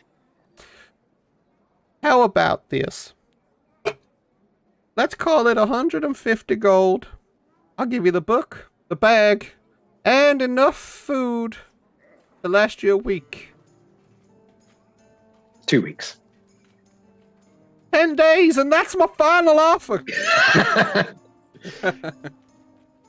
At this point, Joe's looking like sort of like a bored 12-year-old, like he's sort of like kicking the floor, poking produce, like he just wanted to buy the thing, and now Clovis has come in like as a sort things out. He's like, Don't worry, honey. We're almost done. You go and pick yourself some nice meat off of that rack. Well, Yeah. He's such an angel. Indeed. Well, he is the one who's interested, so I'll let him make the final decision. So we have a deal. 10 days worth of food. I'll just look at Joe. yeah, sure, yeah, I'll book, bag, whatever, just, yeah, sure. And she shakes your hand. With that, for 150 gold, you get the bag, Nana's cookbook. You get 2 rabbits, 2 rabbits. a little lamb leg, Nice. 2 pheasant, Mm-hmm. 2 chickens, and 2 turkey breast. You want to be writing this down, Dan? Yes, I know I did, but I didn't bring a pen with me, so I'm going to watch it back and write it down Okay, once we've gone through it. You'll It's the catch one it for my in the first notes. that's fine. And as you're picking them up, she just kind of like grabs them and just keeps putting them in the bag. And you kind of like looking, and she's like just banging like chickens and rabbits and all sorts in this bag. And the bag doesn't seem to be getting any larger or heavier or anything.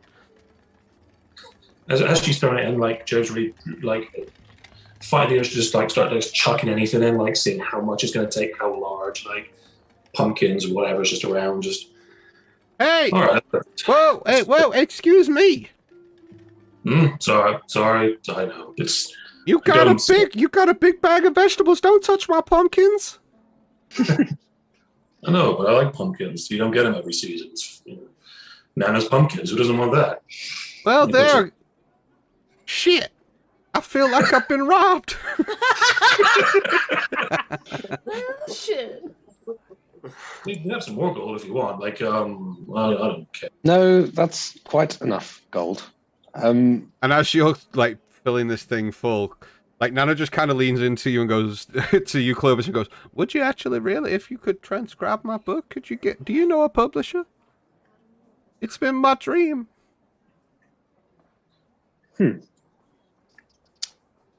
I might know someone. Oh my goodness!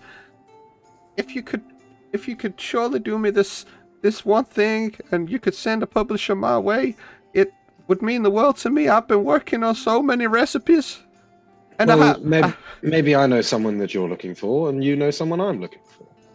Have you heard of an individual called Aldor? Oh yes, horrid man! What business do you have with such a lowlife? Thankfully, not much, but I am looking for him. I would avoid him if I were you. Is he a bad person? He's an asshole. A bad person and an asshole isn't always the same thing, but No, I'll take but- my chances. No, but one shits everywhere and the other you can clean up. That I don't Like know. you hear an audible ha as Joe's like, Listen, just some friendly advice from old Nana here. If you have business with Aldor, I'd make it short and sweet. That man has got quite the reputation. He told me once that he could help me sell my vegetables to traveling salesmen, and well, I now can't sell my vegetables to any salesman because he ripped me off. He wrote an exclusive contract between me and him, saying that if I were to ever sell vegetables, it has to be through him, and now he won't sell them at all. So I'm stuck, really, with this little shop, and nobody really comes in. Well, perhaps if I'm able to locate him, I'll put in a good word. You could kill him.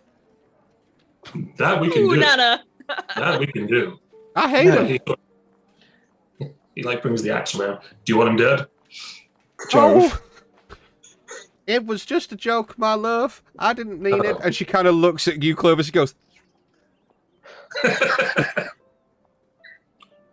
I'll endeavour to convince him to free you from this contract, but first I need to know where to find him. well, during the day, he's either at the southern gate or the north gate, usually doing business of some kind, shady business, robbing people blind. Very well. And in the evening? Well, fuck, I'm not his mother. I don't know. Probably his house. Which is where? Well, shit, I don't know. Deep side, I think. Thank you. That'll do. May bring Nana with us. I love No. want her with me. Well, that'll be 150 gold. Oh yeah, sure. He sort of holds the thing and looks to Clovis and goes, "You know the numbers better than me. Just take it from mine. I have enough, so just take." I'll take his pouch and I will take out 140 gold. Okay. He will meticulously stand there and count it all. And when she Okay, gets... noticing that I'm doing that when I stop, if she's still looking at me, I'll continue and put another 10 gold down. Oh, Oh, what's happened? Oh, no. Network error. it's all right. We're still on. We're fine. We're still here. Nana's... Well, Nana has crashed the Are we system. not? Oh no, not Nana. Well, I have to say, it's been a pleasure doing some business for you. Sir, before you go, that book I gave you, be sure to read the first couple of pages. Have you got something to cook on? No, I was going to ask that. Do you know somewhere I can buy the things you need to cook in? We need like a big, round thing that heats up. A pot. Yeah, that's it. Pots. I have some supplies. I have some basic things you can have. You've done me a service, and if your friend here does get me out of the contract with Aldor, that'll be very nice. So, here, I'll go and collect a few things for you. And she kind of like scurries off into the back. Comes out Thanks, with man. like a frying pan, a big pan, a spoon, a spatula, and that's it. And she Cool. just kind of hands them to you and goes, As she's off doing that kind of stuff, I'm just going to turn to Jove. I'm going to say, am I really to believe that you don't know what salt is? And you don't know what a pot is? I mean, I know what they are. I just don't always think of the word straight away. Very well. The white stuff that makes food taste good. I actually need some of that. It's called salt. All right, salt. Gee. So it'll save you some time.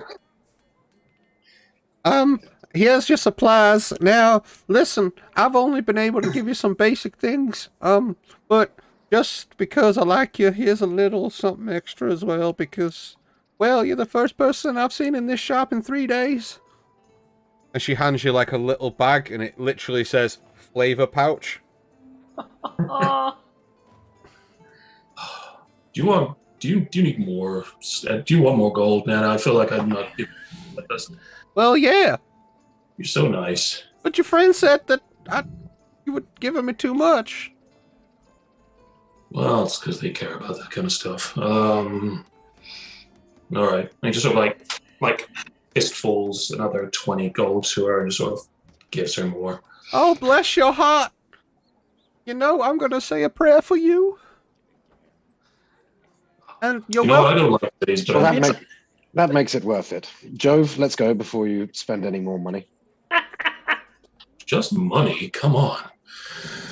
And as you both set out onto the street to meet Azrael, we're going to take a quick break there, guys. And you're pissed. So... I do. It's true. And I was thinking it, but Sorry, guys, about that. Good to know. So, before we just She's not go with us, for really. a quick break, guys, tonight is your last chance to enter the giveaway. If you need to hit that subscribe button to enter the giveaway, redeem your channel points, or at least give somebody else a subscription, make sure you enter the giveaway. That is being drawn live next week when we do our Christmas one-shot, which is going to be full of fucking crazy antics, which aren't specific D&D mechanics, but it's going to be fucking funny to watch. I'm going to make these guys do some crazy shit. But the giveaway finishes by the end of tonight, so if you haven't entered the giveaway by tonight, next week is the cutoff, so make sure that you enter it before we end the session. So hit that subscribe button, redeem your channel points. You can enter up to 2 times any combination of the 3, but you can only enter twice. So subscription, gift subscription, channel points, whatever you want to do, make sure you're in that giveaway. We've got some cool, we've got dice to give away, more dice to give away. We've got character art and stuff to give away. We've got cool live giveaway stuff next week as well, so just make sure you enter that before the end of tonight's session. We're going to be back in about 10 minutes. Go get yourselves a drink, get yourselves all sorted, and we'll be back. Cheers. See you soon.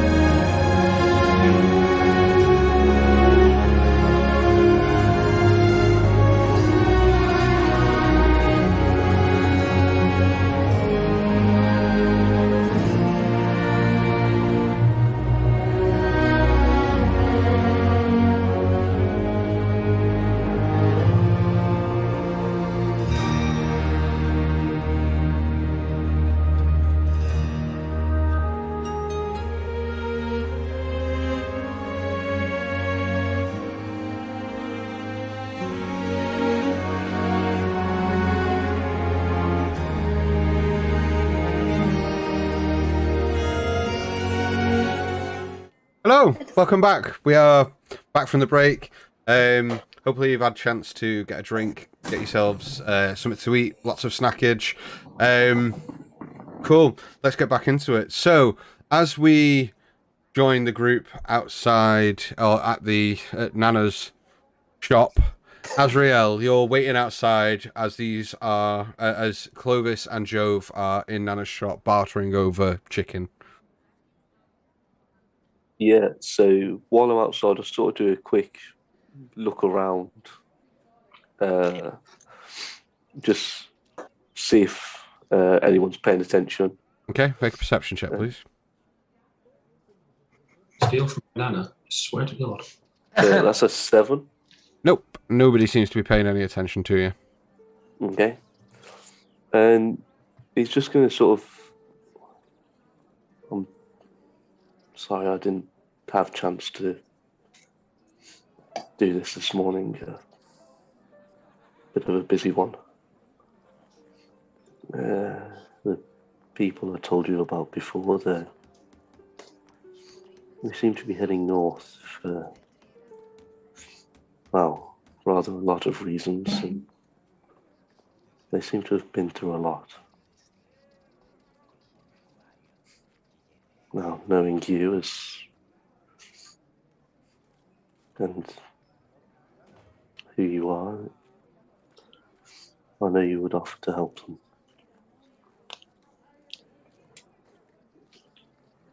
And given that, I feel drawn to do the same. It's funny, I didn't imagine myself being drawn back into something like this.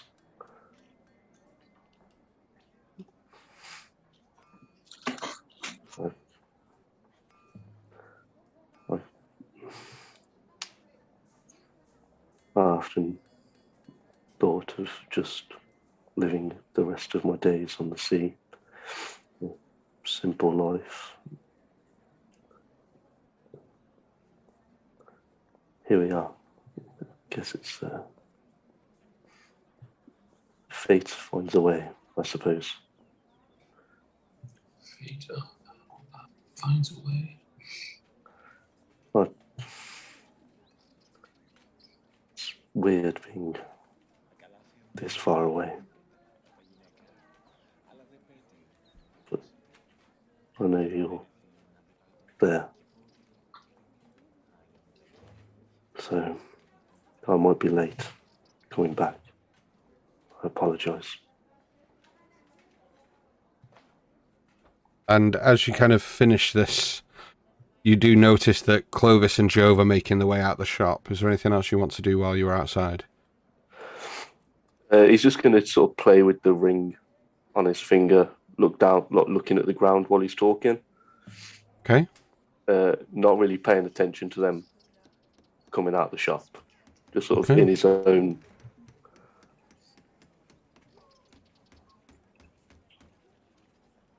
Okay, no problem. Clovis and Jove, you exit Nana's shop and walk out onto the street where Azrael's just kind of like looking down and spinning this finger on his ring. Spinning this ring on his finger. We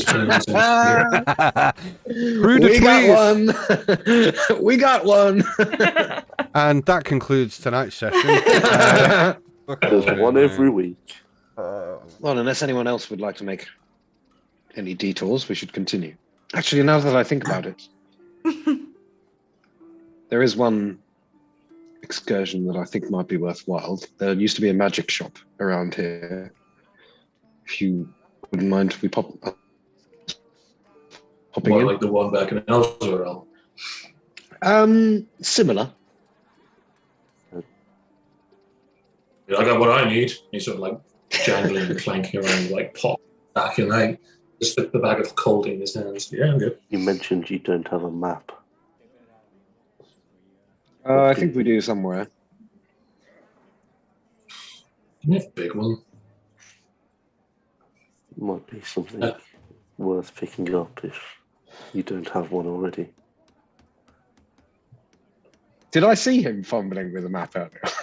We all saw it. Yeah, everyone saw it. Yeah. Something private with your map, I assume.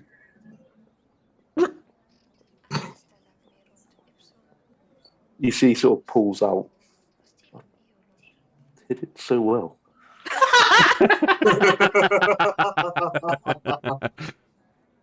Very little gets past me. Pulls it out, and you see it's just sort of the coastline. It has nothing else but major ports. So, Fire Sheer, Waterdeep, Neverwinter, and Baldur's Gate. More of a nautical map, it seems. So you might be right. It's just something useful for its purpose, but I feel we need something a bit more. Didn't someone give us a map? I'm sure someone gave us a map. It was in We the had, tower. no, we had one in the tower. Oh, it was in the. like, on the Well, no, we table. had the. Oh, yeah, we had the table, didn't we? Yeah, we no longer have the tower, so. Well, I'm not sure if a map would be something that they carry at Sorcerer's Sundries, but we can try. It's just down the corner from the Shrine of Suffering, so it won't be too much of a detour. Why are we going to this shrine again? To try and glean a little more information about where we might meet this Aldor person. No. Who? Isn't that where Ash is going? Yeah, but we're both doing that. No. Both doing- Oh. I know where well, I assume I know where Aldor is. You know where his warehouse is. Yeah. But you're also getting information about just the caravan or how to get papers or something. Oh, yeah, that as well. Yeah. Yeah. Okay. I thought you forged the papers. I forged something, but I'm not too confident in it working. It's like a kind of like a backup. It's good when parties know what they're doing, isn't it? My brain is working at about 5% right now. So I'm incredibly ill, so don't rely on me for anything. Okay. Joe gives like one big wave to Nana through the window, like really happily, and just starts walking. She waves back. So you guys start heading off towards the magic shop. Yeah. That's what it's called. In with the other group, you guys start heading into Heapside, Yes. being led quite easily by Ash. She's like, "Oh yeah, it's a left up here. Oh yep, right. It should just be down here at the end on the left." And you manage to weave your way through the narrow streets until you come to where you remember Aldor and his houses. Throughout the whole journey, I'm going to be keeping my eyes out just to see if I see any sort of look of recollection. Okay, make a perception check for me. I'm still looking for street children. Yep. What was your perception check? It was an 18. Okay. Michael? As in recollection for people noticing me, like if they know me. 10. Okay, no problem. You don't see any children or halfling children playing. You do see a couple, but they kind of run off down a side street opposite to the way that you're going. So you haven't got enough time at the moment to stop and like do what you need to do at the moment. But you do see a couple. They are few and far between, it seems, though. There's a lot less children on the street here than you remember there being. Okay. As you start approaching Aldor's house, what do you guys want to do? Right. I don't question. I think he just knows me as Ash. So that makes it simple. However, don't question that my voice is going to change. That's cool. We'll go with it. Cool. He is an absolute cunt. Would I have any knowledge of it? I mean, he seems very infamous at this point in Baldur's Gate. I don't think you will have had any run-ins, with him, or you may have heard his name in passing, but... Okay. Not the nicest chap. So, prepare yourselves. And Ash will kind of put her shoulders back and just like almost strut to the door and rap on it really loud. Okay. Oi, fuck face! Response. Raps again. You hear doom, doosh, doom, doom.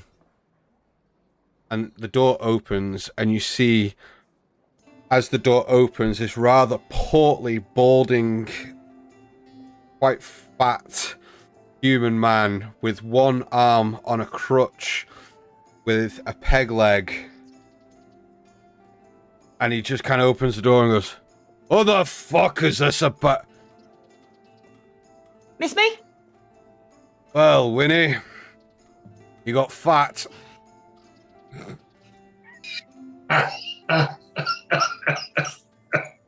Didn't think I'd see you here again. The fuck do you want? I got fat. It happens to us all. She literally pushes through, like, past him into the house. As soon as you, like, push past him and walk in the house, he just goes, "Oh, be my guest. Come on in." Oh, thank you. I And say. he literally, and as you guys step past, he's just kind of, and sees Feathers kind of hop past. He's like, slams the door shut. "So, come back to pay your debt, have you?" We were square. Like, fuck, we were. 10 gold, I think it was. I don't think it was. And by my calculations, after, God, how long has it been? Not longer fucking enough. Even inflation, let's call it 100. And you've come to square it up, have you? No, I've come to ask for a favour. I owe you fuck all. Now, if you don't mind, I was busy. Aldor. What's going on? What do you mean? Why aren't you out doing business? What's happened? Odds you have been gone a long time. No longer in business, Winnie. And as you can see, lost my fucking leg. You can still do business. That's what I was there for. Business deal went wrong. You fucked someone over again. It wasn't like that. What have I always said, right? Read the fine print. And what did I always tell you? Nobody ever reads the fine print. You got fucked. Well, I merely made it clear that once a deal had been done, that it was done. Don't offer returns. People can't bring goods back. It wasn't my fault that cow that I'd sold was druid in disguise.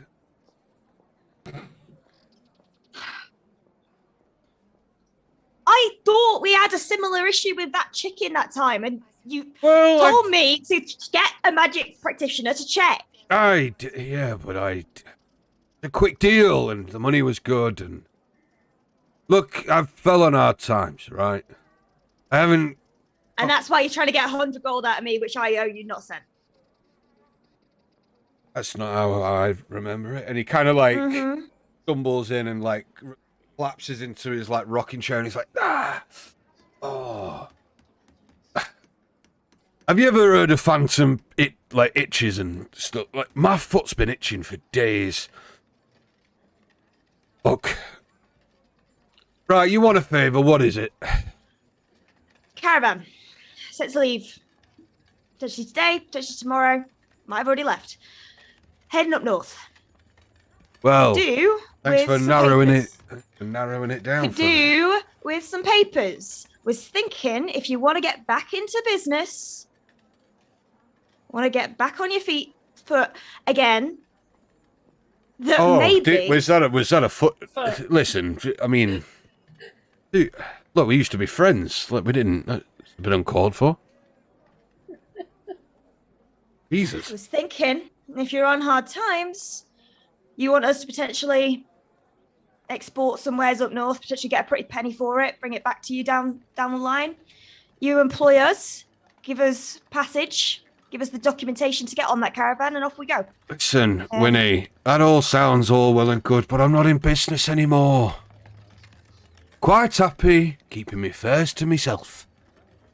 I've got no business dealing with caravans going north, alright? Why? Check. Roll an insight. Everything. What is my insight? 17. He seems to be... Really, you don't want to. Okay. He seems to be telling the truth. There's maybe hints that he's not telling you as much as he could, but he's being as truthful as he is. Look, Winnie, listen. Plenty of folk round here that need stuff transporting up north, alright? Can find passage with them. And as per documentation, I never got hands on stuff like that. And when I did, it was almost always... in-city stuff. It was in-city stuff. We're talking going up north. What business have you got going up north? Why do you need a caravan? Gotta get that. How do you think I got here in the first place? Caravan. Winnie, you've changed. I thought that you were just all about cracking heads and asking questions later. Yeah, but sometimes you gotta ask the questions to get the answers. Fucking hell, it has been a long time. You're learning. Well, I can't help you, but might know someone that can. He owes me a favour. In fact, owes me a bit of money, actually. Look, you get it off him. The money? Yeah, and I'll sort your paperwork. You sure they owe you money? Would I lie to you, Winnie? Yes. Yeah, I would. But at this time, I'm not. He owes me money from a deal from way back when. Okay. Who is it? Well, it's not really the type that I can trifle with. I used to, maybe some time ago when I was on 2 feet, but not now. He's a bit of a rough sort. He's an half-orcish gentleman by the name of Kell. Kell. Now, listen. He owes me money. He owes me 50 gold. Times are hard, Winnie, right? Winter's come in. I need something to fall back on. My little broken heart can't take much more. And if I fall on hard times, I'll be on your head now. You wouldn't know, because since I've left, you've fucked yourself over. Well, maybe you can do your part and make sure that your old friend Aldor doesn't die off in the cold winter nights. Mm-hmm. On Where do my we find own. this Kel? Well, he should be up at the Black Gate. He's got a little stall up there that, well, used to be somewhere I kind of worked out of, but I'm not bitter. Listen, go and sort him out. Get me money. I'll get your paperwork in the meantime. I know a few people that owe me a few favours. Third way, sorting this fellow out. I want Winnie to do what Winnie does best. Good at that. Collect the debt. Bring me my money.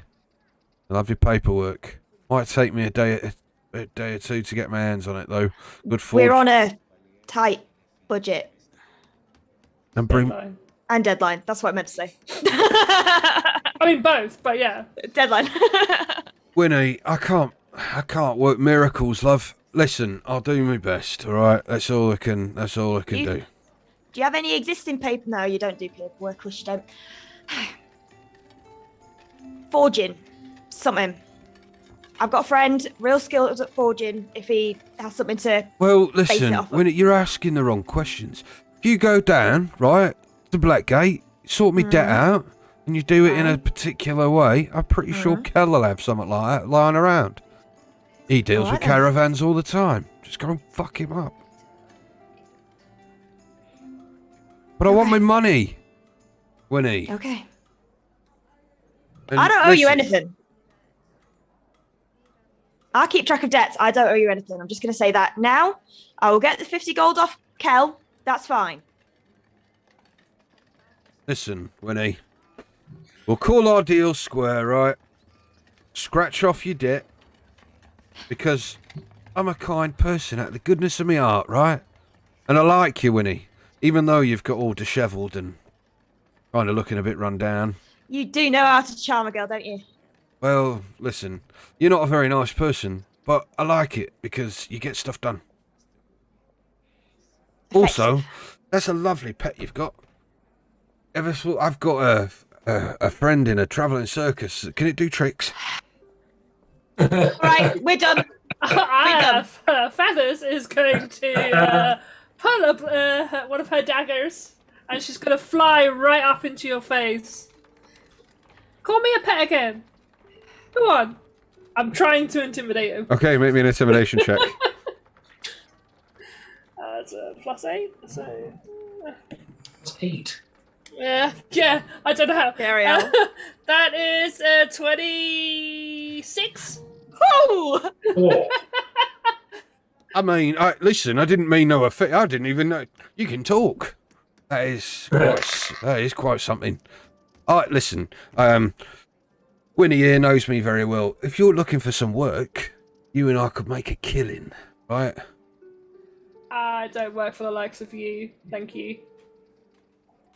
I see you're getting good company then, Win. We got a deal. We're going to do it. I'll see you soon. All right. Thanks. Save me getting up. Shut the fucking door on the way out. Don't let it hit All you. Are you all right? And he Me? kind of looks at you, Mike. Oh. You look a little peaky, mate. Oh, you know. I'm up and walking now. Barely by the looks of it. You should see a doctor, mate. It looks like your skin's about to fall off. Is this your fella? yes. Why No. does everybody keep saying that? Well, listen. You've done well for yourself, Winnie. You're really kind of punching above your weight there. He's a good-looking lad. Listen, You just said his skin was about to fall off his face. Listen, I always pegged you dying alone and in a dark ditch somewhere. It's nice to know that you'll go out with at least someone. All right, we're Special. leaving. Goodbye, Fat Man. And I walk out the door. Oh, I really wish I'd come with you guys now. I love this guy. Oh, Miss Nana! Oh, it's just so many good people. My city. Shut the fucking door! Straight shooter. Slam it. I'm gonna go back to leave it a little bit open. And walk. But Oh. kind of as she steps out, Ash just fully like collapses in on herself. I swear I didn't give him the name Winnie. It's an Why odd would- name, I have Why to would I say. have picked Winnie? Maybe someone else picked it. Sounds Anyway. like the name of a bear, really. Right. Okay. Hello. Do you have a you can have inspiration for that, Evan? That was dope. Thank you. I So we have to go and retrieve gold from some orc dude and half orc dude, and why do we need to bring it back if the orc dude has the papers? don't. He's stupid. I can see why he's falling on hard times. He's not that bright. There's no. He may send people out to track us potentially. That's the risk. But With no money. this is the thing. He's fallen on hard times. Right. He's a dickhead. Ow. Do we want to call the other lot? No? Well, It's a bit of a detour, but the magic shop, I'm thinking they might be able to fix my staff. Oh yeah, that'll just quickly. I don't think that's going to be quick, to be fair. But yeah, we can check it out. You know how I like magic shops. Got to be careful though. What a strange coincidence. And she kind of like does that with her hand, with where the ring is now on.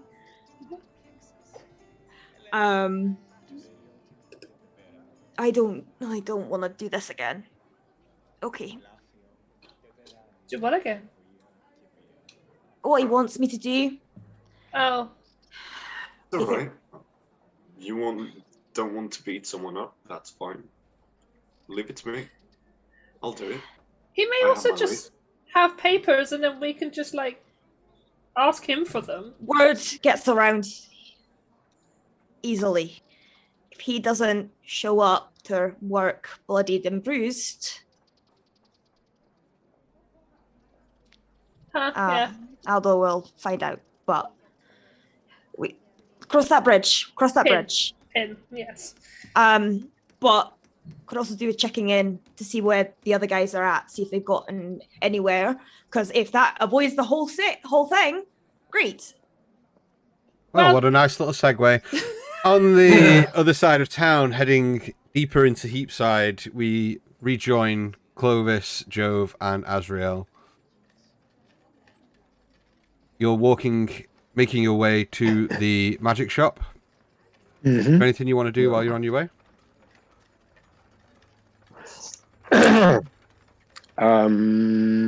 Nope. I'm still sort of head down, staring at the floor. Kind of disassociating. Joe's got a bit more of a spring in his step, like dangling on his back. Every so often, like open the bag of coal just to feel it cold. Like, New toys. Yeah. And he'll look inside all the stuff, and and he's just following Clovis, sort of a bit happier than he was before. Okay. Sorry, I thought you were going to say something then, Steve. As you continue on and make your way through Heapside, and you do weave your way through the narrow streets until you make your way to the Sorceress Sundries. It is, for want of a better way of imagining it, this magic shop from Harry Potter. It's on a corner where it hasn't got the fucking dude with the hat that takes it off and there's a hat like a rabbit and shit. There's none of that. But it's like the corner, big glass front on it. But it's got a nice, a nice double door entrance, and it looks like quite a large shop. And across the top of it, Sorcerer's Sun. It's good to see it's still here. What's a sunrise? Sorry? It's Sorcerer's Sunrise. Sunrise is a thing, but that's not what that says, but sundries. It means accoutrement, curio. What words he doesn't know. Yeah. Say things and it's just like, let's just go. You'll see when we make it inside. All right. And I'll head in. Okay. As you open the doors and walk in, there are a couple of individuals browsing certain things. It has a plethora of different things. You've got some weapons that are on racks behind a counter. There's a big kind of towards the back of the room. There's a huge counter at the back. There's all sorts of like oddities, odds and ends, weapons, armaments, clothing, rings, potions, all sorts of like odds and ends all over the shop. It is packed full of things. Cool. Is there like a counter with like an attendant? Yeah, so at the back of the shop, as I say, there's a large counter, and behind that counter is a tiefling individual who's You went the wrong way, Ash. like a blue skinned tiefling with two rather large curved rounded horns that kind of spin and like spiral towards the side of their head. with it's a tiefling male with a goatee, and you see that like where their ears are, they've got lots and lots of like earrings, and you see that there's like a nose ring that kind of comes like out of their nose, and like one little piercing there. I don't know what that's called. That bit of the face. Can't remember. Lip. That Lip. lip. I know what a lip is, but there's you're a as bad as Joe. Anyway, That one, yeah. they are quite elegantly dressed in a purple sort of dinner jacket with quite a flamboyant open white shirt that's collared, showing like most of their chest. And as you kind of like approach, they are full, like head to toe and up to like the side of their neck, and their full neck, and they're fully tattooed up. Lots of rings on their fingers.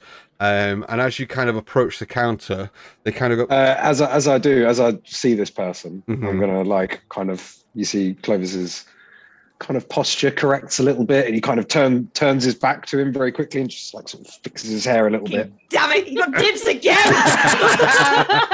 I saw him first. I have never seen you perk up so quickly, Hannah, in my entire life. You went Hello? And then I'll spin round on my heels and begin to saunter over with tapping my cane as I go. Good afternoon. Good afternoon indeed. Welcome to the Sorceresy Sundries.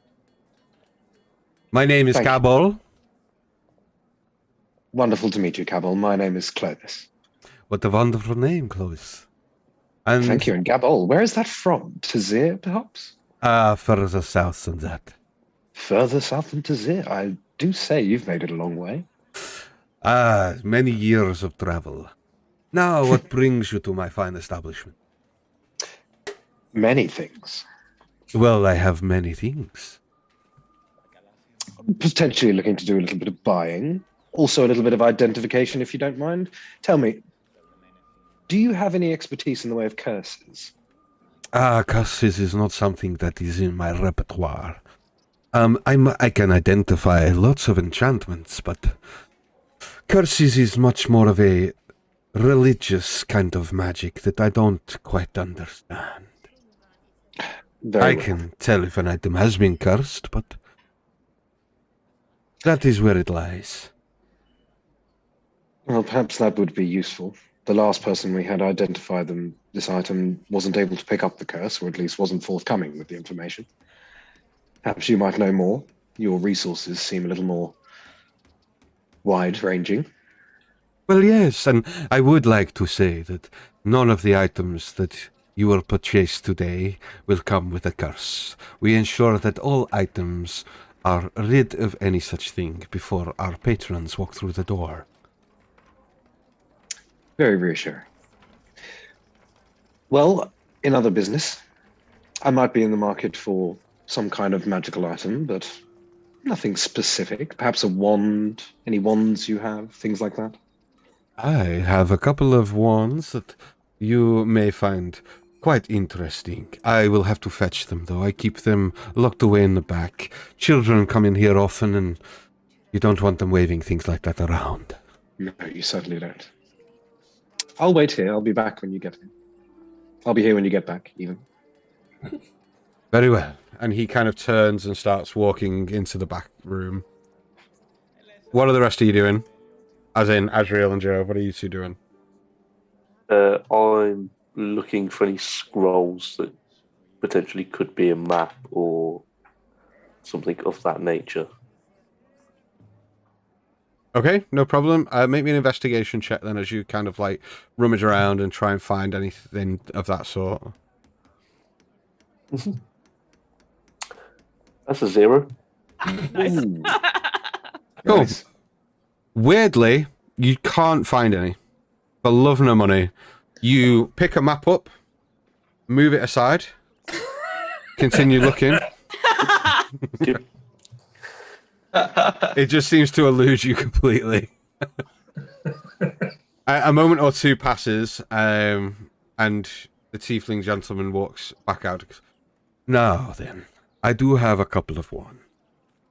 What kind of magical enchantment was it that you were looking for? Was it to deal damage or something a little more fun? Well, I do love fun. Very well. I have one here that, no matter who you point it at, it brings happiness to the face of anyone.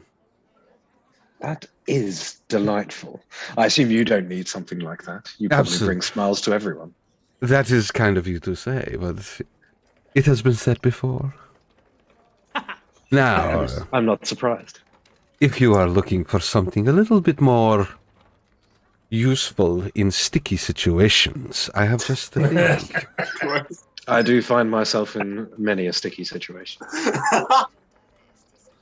Oh, no. Oh, did I keep it together? Well, this may just be the one for you. This will not only ensure that you are in sticky situations, but enemies as well. Go on. This has a certain spell enchanted upon that this could be cast upon an unwilling foe, and if it is done successfully, they are stuck in place. That is very interesting. I do have... How much? Well, that one itself will be 400 gold pieces. I do have one more, although it is quite costly. Very well. This here, this has an enchantment on it which allows the wielder to cast a spell in which it can change the physical shape of a being into something else entirely. When you say change, in some illusory manner or physically Oh, change? no. They physically change. But this is quite an expensive piece. This is 2,500 gold. Fortunately, I'm embarrassed to say that's slightly outside of my price range at present, though I may come across something in a couple of days that could help. Why don't we go back to the sticky situations we were talking about? How much for that one? That is 400 gold, as I say. It is quite new. I have only had it in my possession a few months, and it is quite rare. The magic itself can only be cast by the most inept of magic wielders. Adept. Adept. Adept. Adept is what I meant there. Oh, all right, we'll give that one to Joe then. That's true. There is one small caveat. It can only be used by someone that is trained in the arts of magic. Very well. Perhaps then I might suggest a trade. I have... So, Giggity Zombie, I believe that's you, Steve, right? You can't be giving each other gold, man. You can't redeem points to give each other gold. It doesn't work like that, I'm afraid. Nice. Very good try, but unlucky. Yes, so this is a special piece. 400 gold is what it will cost you. Well, I have in my possession an arcane brew of types, though I'm starting to run out. Perhaps it's something that you can replicate and sell on. I'd be willing to part with it for half the cost. I will need to inspect this brew of which you speak. Okay. And I will take out the bountiful brew, which has one charge left. He takes it over and places it on the counter, and you see him start casting a spell. A moment or two later, this is not your normal healing remedy. This is something quite unique. Unfortunately, I am not trained in the art of herbalism. Such an item would only have the use in which it's sold. I'm happy to take it off your hand, but 200 gold is too much for an item of one charge, so to speak. Very well. Well, the cursed item I mentioned before is this, and I'll take out the periaptic wound closure. I would not touch it, though. As I said, carries a curse, but perhaps if I'm able to get the curse removed, it might be of a higher value to you. Without the curse, of course, this is something that is quite valuable. But I will say, if you were to remove the curse, it is much more valuable to you than it would be to me. I would merely sell it for profit, whereas this can save a life in a pinch. I understand that. My companions and I are fairly capable, but we have had a little bit of trouble with foes getting away. So I am inclined to see the possibilities in this wand. Well, I am open to fair trade, but the item itself, as I say, I do not barter in cursed items, and I am happy to look at any other wares that you may have, or your friends, for example. Very well. I'll make a note of it, and I'll return with an answer at a later time. For now, any magic healing potions?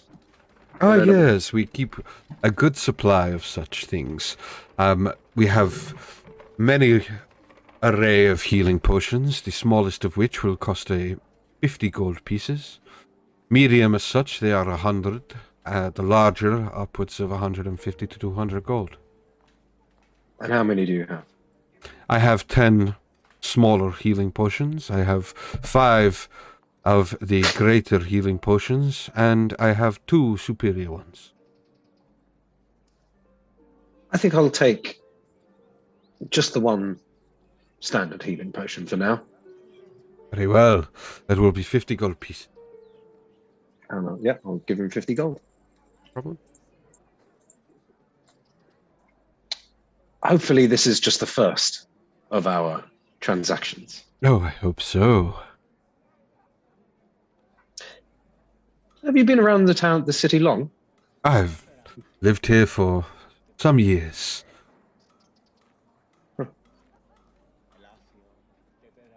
Very well. What about you? Are you from Baldur's Gate? No. Probably for the best. I settled here because of the all manner of traveller and trade that passes through the city. It can be quite profitable to live in a place as such. For those with the means, I'm sure it can be. It can indeed. Well, it's been a pleasure. That it has. Don't be a stranger. We I welcome. won't. We welcome all here at Sorcerer's Sundries. Thank you very much. I'll be on my way and hopefully return soon. Very well. And do you, Azrael or I'll give Jove? her kind of a nice little flick of the hair as I turn away from him. It is noted.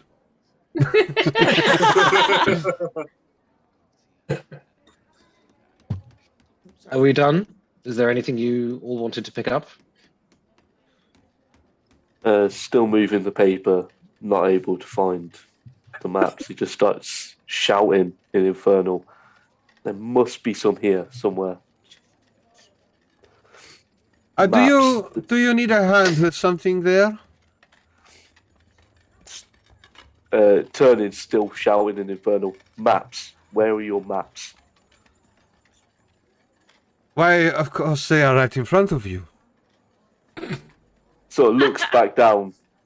Literally like rolls of maps in like sticking out of a box just to your left.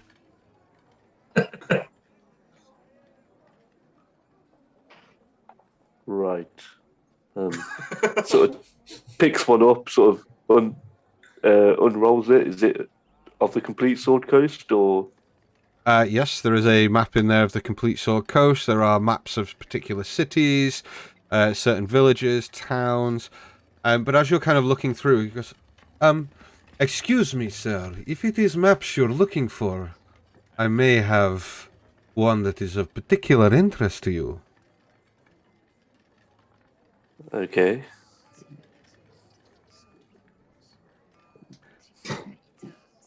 I'm not going to shout across the room. I'll sort of walk up to the counter, still holding one of the sword ghost. Now, this is all very well and good, and having a map that shows you everywhere in the region is very useful. I can give you this for 20 gold pieces.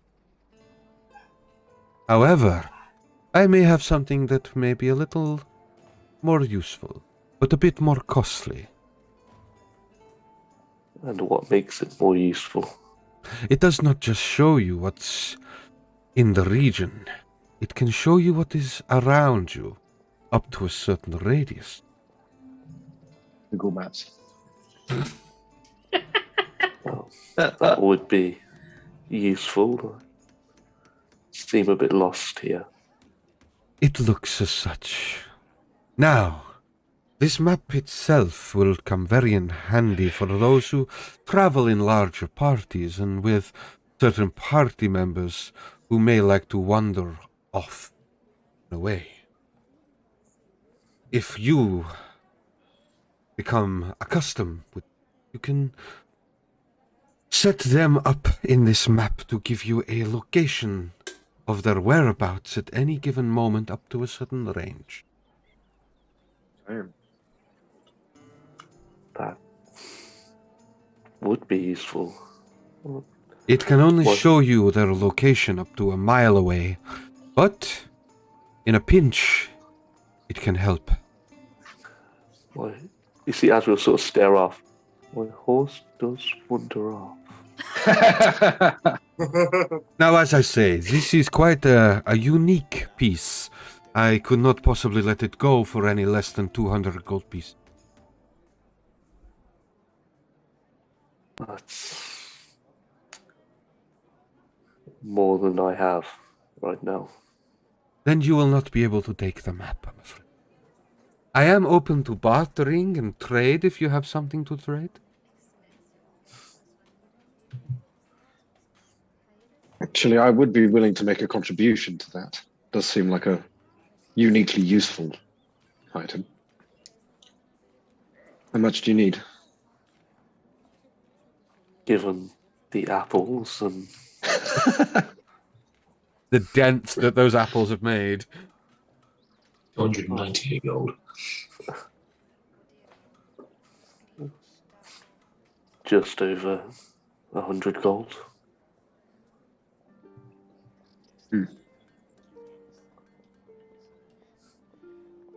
Well, Didn't really get paid for my final journey. well, there are ways of making money,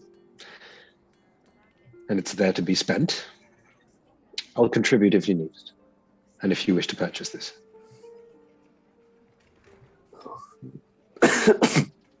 Perhaps a shared investment will solidify our newfound alliance. Oh, if it's an alliance you seek, then I usually find a tavern is a better place to negotiate a deal. Well, we can head to a tavern after this, but for now, this is where we are. In the air of newfound friendship, and with the reliance on your repeated custom, I will make a small discount. You can have the piece for 180 gold. That's 10%. That is more than I offer most. Your call. Oh, Perhaps we split the cost, 1990. but he does like to wander off, so it would be useful. So does a couple of our friends. Do we have a So- deal? Reaches into his coin pouch, takes out 9 and puts the rest on the counter. You are now the proud owner of the Wayfarer's map. And he hands it over. I'll give him 2 platinum and 70 gold. No problem. It is a pleasure doing business with you. Come again, won't you? I would very much like to see your faces again. And us yours. Tell your Usual. friends they're welcome here anytime. And if it's enchantments you seek or different magical wares, the sorcerer Sundries is happy to supply. Thank you.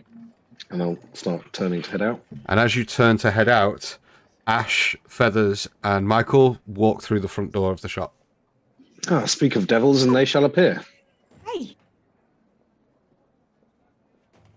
Before- I'm just gonna whisper to Ash as he says that. Am I that far gone? No, don't worry. Okay. He's just being Clovis. So Before I entered the shop, Mm-hmm. can I have changed my appearance? Yes. What's your appearance, Feathers? I am donning the little old lady, the shrunken Ah, lady. Okay. No problem. Grandmother. And for someone who doesn't know this little old lady, what does she look like? Okay, so The cat? she looks like a human like grandmother, like with like sort of like granny sort of clothes with like a sort of a short hedge scarf, but she is 3 foot tall. So, Babushka. so she's kind of hunched over, and she's tiny. Yeah. It's got probably on 4 wheels. yep, the ditty little grandma. How fares your... So he's not changed much. Lost a leg. He's out of business, so he can't provide the documentation. But he has said that if we settle a debt owed to him by some half-orc by the name of Kel, I think it was, for 50 gold, that he would contact his allies. But he also said that Kel might have the documentation himself. So why we can't just go to this Kel person and ask, I'm not too sure. If we're planning on leaving swiftly, it's kind of on my head. Can I see if the tiefling merchant I assume guy we're is outside. listening to this? I assume we Oh. were outside. I would not be saying this inside. I went in. You went in. As we the old saw you- lady, we saw I you as we 100% were went leaving, in. Yeah. Yeah, I thought we were like passing each other on the doorstep, and I would have like hesitated a bit before going inside. And then I would have said this. If about- you guys are waiting outside, I'll say, 1 moment, as I enter the shop. Okay. Stealthily. Well, Okay. it entirely depends on whether you wish to maintain a relationship with... I couldn't really give 2 fucks. Very well. Perhaps it's something that we can look into. How about you? Have you gone to the... We didn't make it that far. There was a slight detour, but we Right. did pick up something rather useful. Okay. Oh. And I'll sort of gesture to Jove and the bag he's carrying. Where'd the potatoes go? So are we outside or are we inside? Outside. Outside. Okay. So Jove would have probably come out like a few seconds after you because he got bored while you two were flirting and just like shaking stuff and like touching things as you went around the room. Came out afterwards. Yeah, he like jangles his side and you see all the pots and pans like jingling there, and he holds up this book that just says Nana's cookbook and then his little pouch, and you're like, yeah, I met Nana. She was great. She's probably the best thing in the city. Dan, She do I did- know of Nana? Yeah. You do. Oh, Because you were a part of the original deal. And you were yeah. present during the original deal. Oh, is Nana still going? Yeah, she's great. She sold me this bag that's cold, and I can put all my food in it. And he opens it up and shows you like all the different meats and vegetables just sort of sat in it, and it's like, Like this one? Yeah, but it's cold. And it only holds food, I think. Right. So this is my food. And okay. She Nana. mentioned that she entered a slightly less favorable deal with your friend. Oh, yeah. Does he need to be alive, or can that be? No. But he's also not really doing anything anymore, so it'd be more a vengeance kind of thing. And for the sake of honesty, if we're talking about vengeance for this particular situation, I was involved in that. And what? The deal. What, to hurt Nana? Not to hurt, no. Joe's eyes turned blood red. As Breathing heavy. I was there when the deal went down as backup. Not that You were gonna hurt Nana. I was there to, if it came to it. You were gonna punch an old woman. No. Not if I could avoid it. But it was still on the table. Like, worst comes to worst, you would have hit her. That was what I did. I'm surprised to hear that you kept such foul company. We do what we have to. Oh man, I misjudged you. I suppose we do. As if that's the worst thing that Ash could have done. Like, no trust, zero. You're dead to me. How dare I left you? him on the battlefield. That was worse. I know, literally. Feathers went rogue. We've stolen some shit. We've misjudged people. We brought like a burning building down on a charity. Ash was just there when like an old woman was being accosted. Nah, drawing the line under that.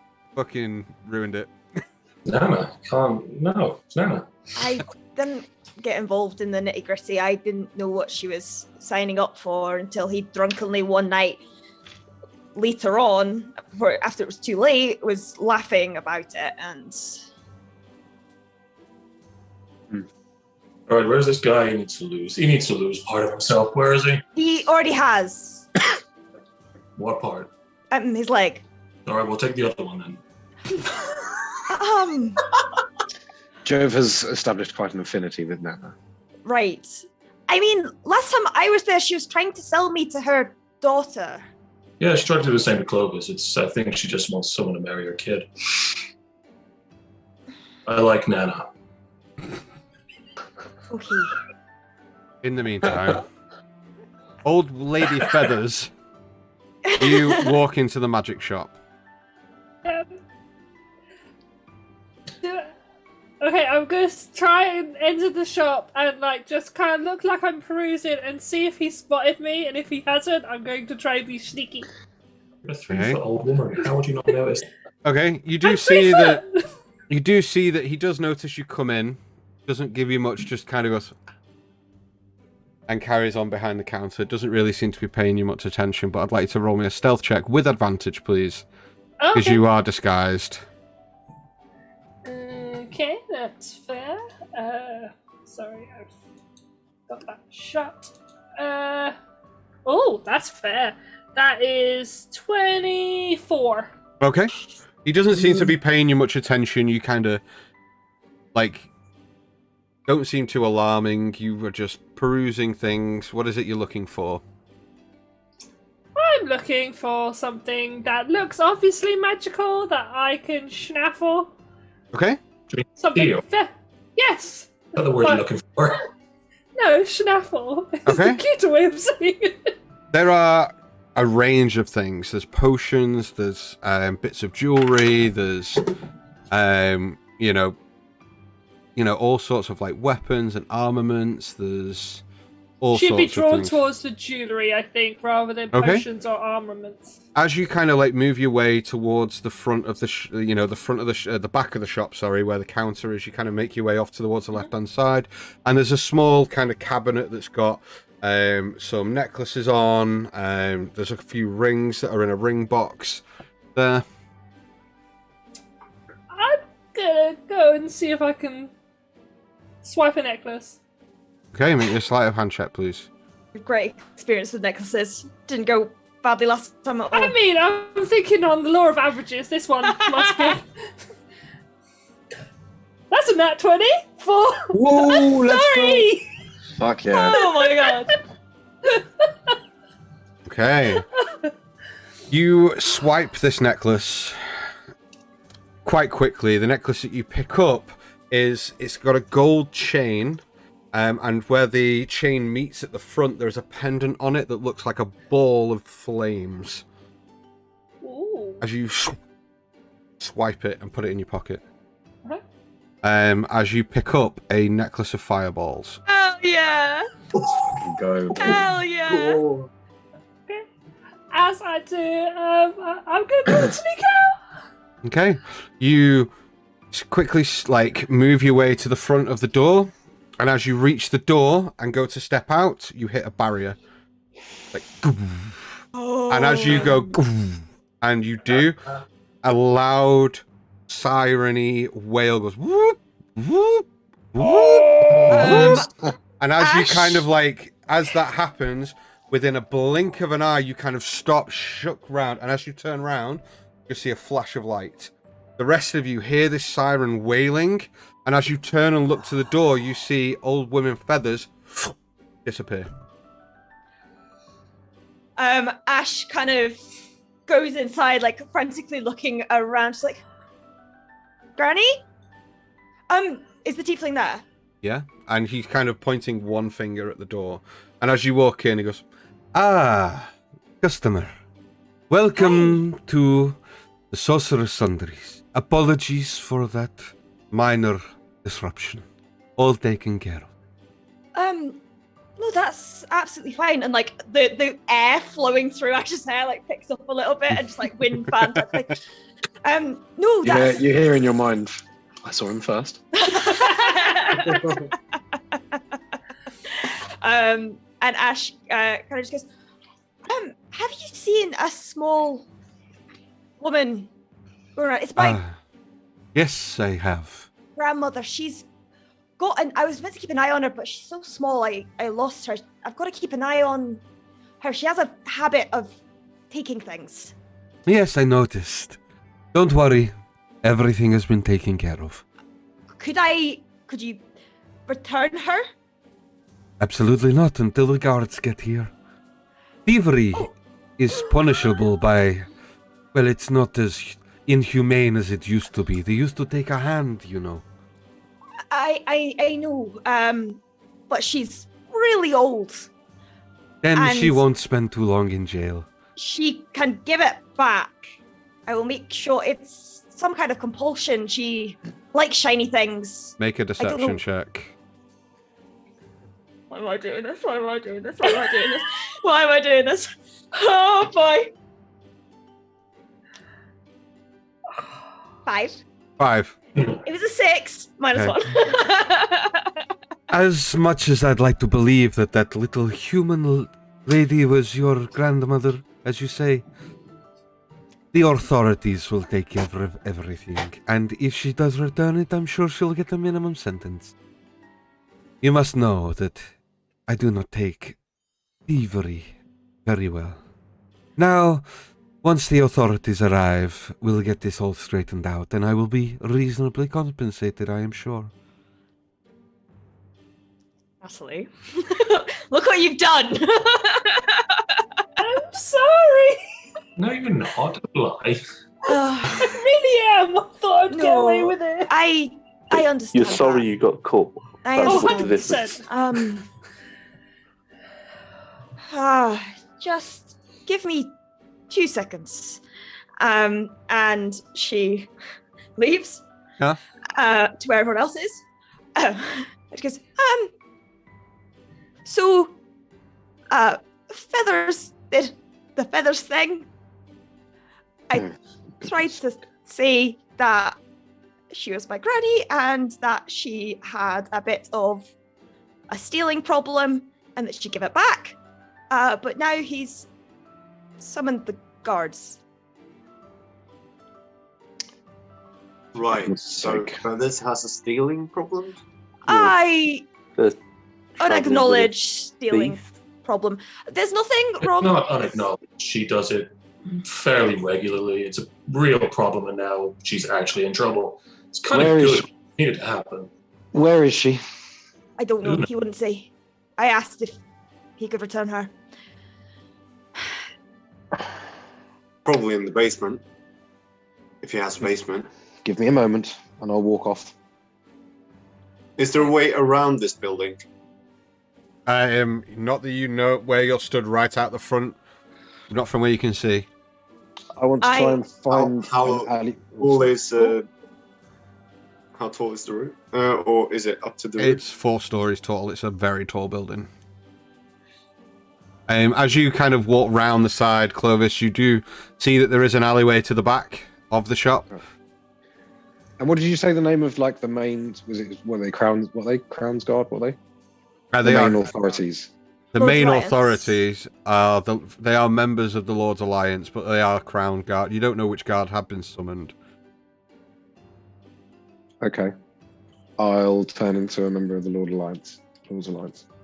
Hey, so you've transformed yourself to look like a member of the guard that you passed as you went through the gate with the same sort of tabard and things on you. Yep. Okay. And then I will. In the meantime, I've gone back inside. Okay. And I will head in. Okay, as you do. Do I know what's going on, or am I just in a black? I will tell you in a moment. Wait, okay. Right. What's the commotion? You got here rather quickly. Patrolling past.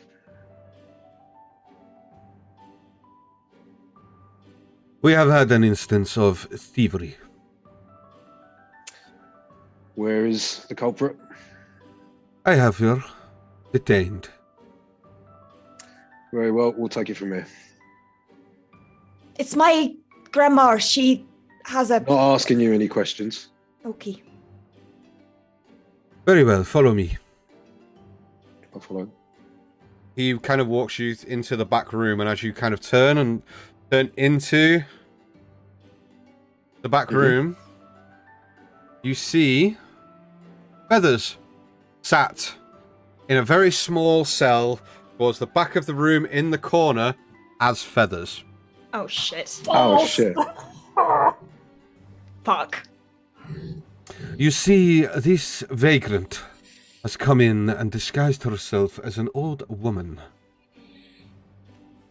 And not only that, she has stolen one of my finer pieces. That piece itself is worth rather a lot of gold. Have you retrieved the stolen item? Not as yet. I have not been back here to question. I wanted to wait for the proper authorities to arrive. Well, you can leave the questioning to us. You there? I didn't mean to do it. Certainly you didn't. You can tell that to the judge. Have you got the item? Do I have the item? You do. Yeah. He didn't even ask me for it. It's right here. I think you were the one who was meant to ask him for it, actually. Hand it over to him. I do. And he kind of like snatches it out of your hand and turns to you, Clovis, disguised as one of the Crown Guard, and goes, I wish to seek the maximum penalty. I'll see to it. I feel like I should be compensated in some way.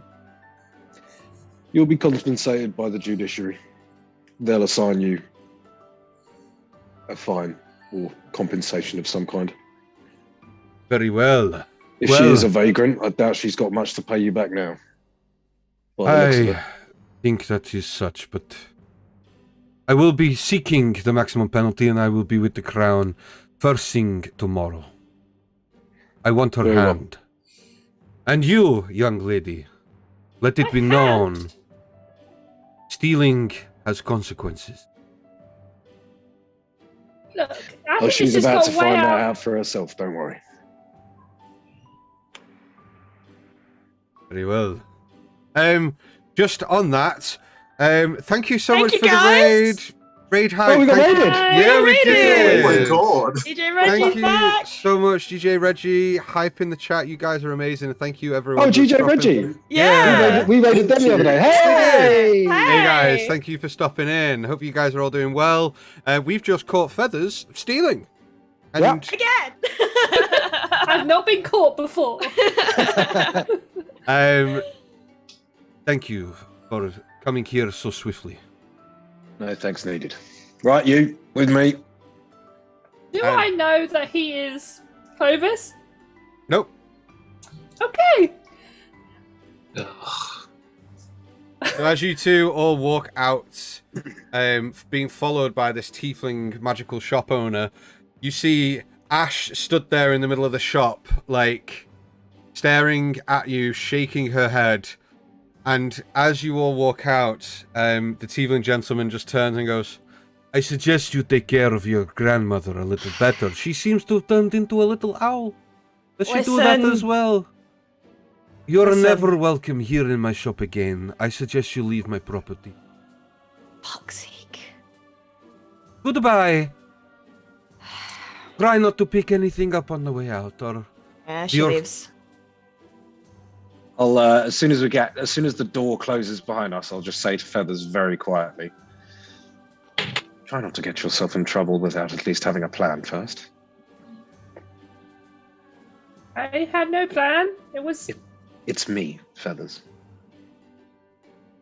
Oh, and you do see this massive fucking sigh of relief. Like, Come, let's get as far away from here as possible before he realizes. And the guards do turn up. okay. Oh yeah, he said they were on his way, so let's go. And I'll dip back into another alleyway, turn into Clovis, and then hey, make my way out of the alleyway, separate to Feathers. hey, you all reconvene outside the front of the Sorceress Sundries. Oh no, not right out the front. Oh no. Like, okay, let's say a little bit down the street so that you don't get caught. Yeah. I'm no longer looking like Feathers either. I'm looking just like the halfling, because just in case. Okay, so you've disguised I'm not yourself wanted again to posted- some yeah. other. Okay, what does the halfling I am look now like? a male halfling with a sort of a scraggly beard, but with like a little sharp suit on. Okay, no Like a little problem. merchant, like. No problem. As you all reconvene, what is it you'd like to do? Right. Do we wish to head to the Black Gate, or do we wish to still try and learn some information at the Shrine of Suffering? You haven't gone there yet? Sorry, are we just going to blow straight past the fact that you just tried to steal something, got caught, nearly fucked us all up? Like that's just not something we're going to talk about right now. I'm sorry. Are you though? Are you really? Yes, Inside Joe. check. I am sorry. I mean, I've never been caught before. Well, I have been caught before, and I mean, I am sorry. Perhaps inform us in future so that we can make. You knew why I was Let's- going in there dressed as a woman. Let's not do that again. Okay. Not without making a plan for us. That's just not Okay. good at all. How about that for an idea? This alliance, thievery is not something I can be acquainted with. Well, there's thievery and there's repossession of unneeded goods. Just redistribution, And- really. This was thievery. When Feathers chimes in with that, Joe just glares down at the halfling that's walked out. Like, I cower a I little bit. would tend to agree with you in this case, but let's not rule it out completely. I'm sorry. I genuinely won't do it again without permission. It's not about permission, just let us know. Do it after I had the chance to get my staff fixed. So, oh, that's not where I thought you were going with that. He was rather dashing. I mean, yes, he was. That got ruined too. I apologize. Mainly the staff. My staff, not his staff. Both staffs, both is good. I apologize. Maybe no. Just I'm sorry. let's go. It's a big city. Maybe there's another shop that you could have. Just go. Okay. So where are we So heading? which way to the Black Gate? Oh, we're going to the shrine. Black Gate is to the northwest. The Shrine of Suffering is just to our north. We can make it on the way. Right, okay. And I'll start directing them to the Shrine of Suffering. Okay. You guys start heading. It's not too far from where you are. A couple of streets over. Is there anything anybody wants to do on the way? As we're walking, Azrael's going to sort of walk beside Jove. Okay. Does she do this a lot? One time. This is the second time. Is it though? No, let's not, shall we? Lie about what we do. I don't believe you. So it's like the gruffness in his face sort of drops, and he's like, yeah, more than I'd like. This is something that the Order would frown upon. Order of what? Bahamut. Well, the dragon. I don't think he'd give a fuck. He's a dragon. Don't dragons hoard stuff? Dragons do hoard. Oh yeah, that's the title of the thing, isn't it? Oh, he's a god then. There is a strict code that followers must abide by. I mean, that's just you. We're not followers. We just sort of got roped into this. You are not followers, yet you have talked him. Not believers, yet bear his mark. I know, right? Yeah, no. I know, right? Isn't that weird? I know, right? That's crazy. I mean, in the same way he told Mike and you to find us, I think He never told me. Oh, so we really did just pick you up. Okay. Yep. Or you tried to stick your nose in where it wasn't needed. I mean, look, we could have left to the thing. I mean, it's still only early. We can do without you, dude. If you don't want to be here, don't be. It's cool. I ain't gonna,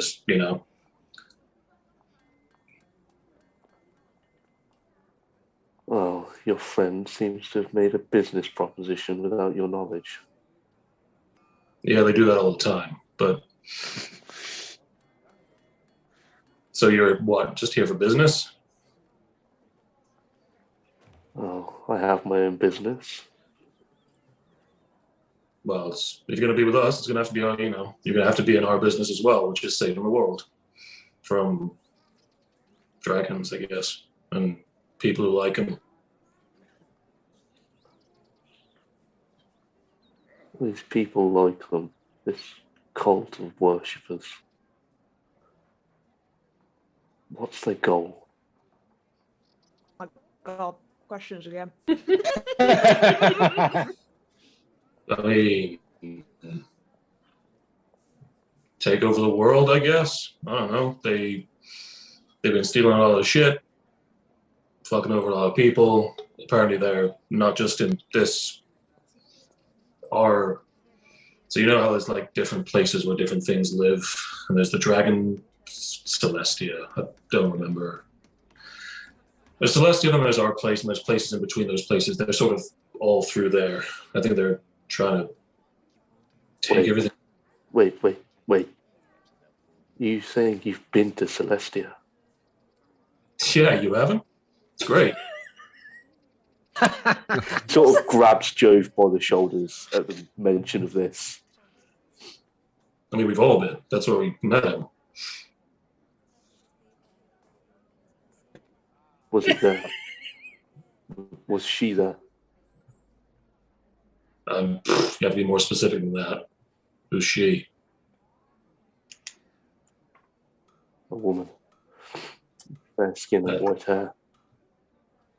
Blue eyes. No. Did you see her there? No, we kind of just saw some fields, some dead people, I think. Dragons, obviously. And our friend, Bareback, he was there as well. He sort of starts shaking. Go, think. Did you see her there? Like, the second he starts shaking him, he just like takes his arms and just like, stop shaking me, you weirdo. No, some woman with blue eyes and white hair. We saw the platinum dragon and our friend turn into one. You see the colour drain from Azrael. What color was the original? Purple. Purple. There's no mauve. Let me shade of mauve. And now he just sort of starts. He's completely silent now, but you can see his eyes and his head. He's trying to think. You right there, man? If she's not there, then where? Who? She deserved to be there. Who deserves to be there? Come on. My wife. Oh, you were married. Really? Okay. I mean, was she important or was she just like a normal person? Because we saw a bunch of dead people. She was a cleric of Bahamut. I mean, we weren't looking for her because we didn't know to. But, I mean, look, I'm sure we'll go back at some point. And if you're with us, we'll go there. You can talk to the Platinum Dragon. You can bring her up, I guess. You can't just travel to the realm of the gods. Yeah, you can. You just need a book. True. Oh, I mean, dear Lord. tell me I'm wrong. Yeah. I mean, you're wrong. In Azrael, you're wrong. We had a friend who had a book, and he read from it, and it just, we went there. Just like that. So, you've been drinking, Jove. When would I have had a chance to drink? I'd kill for a beer right now, but no. Ask anyone. Hey guys. Like, just sort of like, we went to Celestia, didn't we? We opened a book, went there. Hey. See? Yes. In so many words. You won't trust my word, but yes. You've been to the... Did any of you see a woman with white hair? Do I remember seeing anyone Yeah. like that amongst the Same. spirits folk? that were sort of wandering around? It was hard to tell. We only saw a small portion. It seemed like it stretched on for a vast expanse. So there's a chance. I didn't catch the. If this is someone you're looking for, there's definitely a chance that we just didn't happen to see her and she was still there. Who is it you're looking for?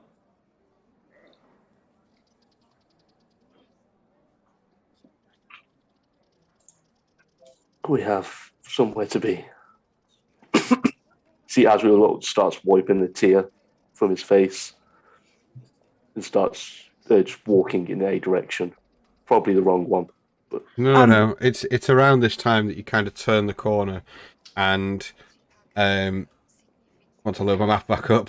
The Shrine of the Suffering is not that far up the road from where you are currently.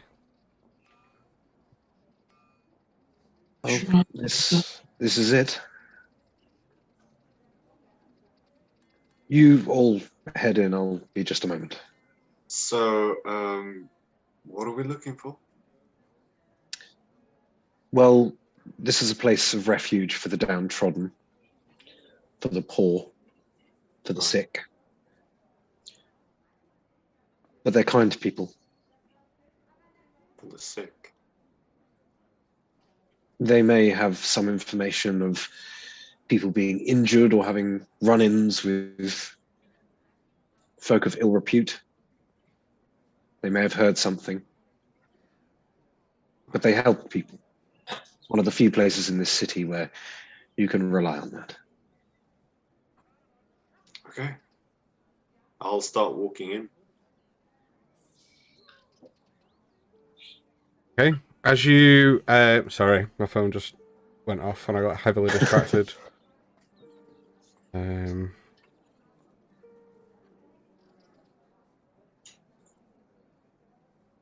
we go. Hey, thank you for the gift subs. Awesome. So as you walk in, it's your typical, stereotypical kind of temple, but it's a much more laid back kind of temple feel than it would be if it were, like a huge, enormous, like Temple of Lythander or anything like that. It's very much a very simplistic temple. So yeah, as you walk in, the music changes, firstly.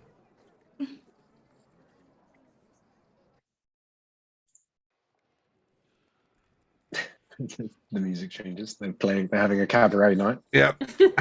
As you walk in, you see that there are a number of people praying. There are a number of individuals who are helping and offering advice to those who seek it and things like that. You also notice that there are a lot of different shrines.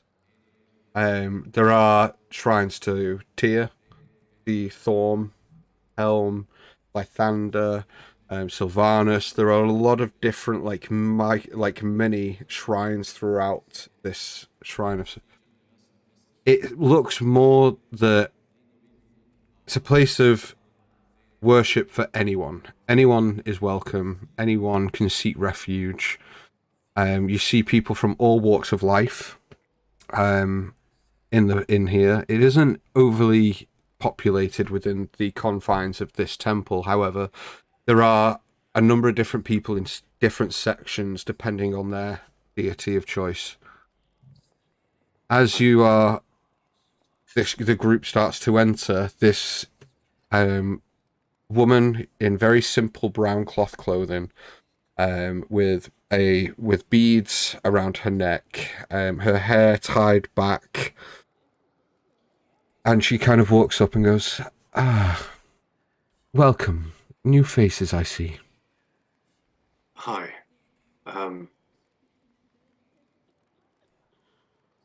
So we, well, I was wondering, do you have anyone in this temple who handles keeping, I don't know what it's called, basically notes of people who've come in sick or in need of care? Fortunately, we don't keep such records. We do have some religious scriptures and such, but we don't tend to keep count of who comes in, as all are welcome, sick or healthy, rich or poor. We cater to all. You can find respite and often enlightenment within these confines. Do you have any scriptures of someone losing their mind? My child, it's often those that walk the longest road that lose their mind eventually. Come, take a load off your legs and rest a while. Seek solace in prayer. I mean, losing your memory, more specifically. This is not something that we practice here, I'm afraid. That is much more a medical profession. We can look to alleviate some of the soul's ailments through prayer. Well, thanks anyway. My friends here and I are also looking for some information, perhaps. I'll look around. Is Clovis still outside, or has it come in? No, I haven't come in yet.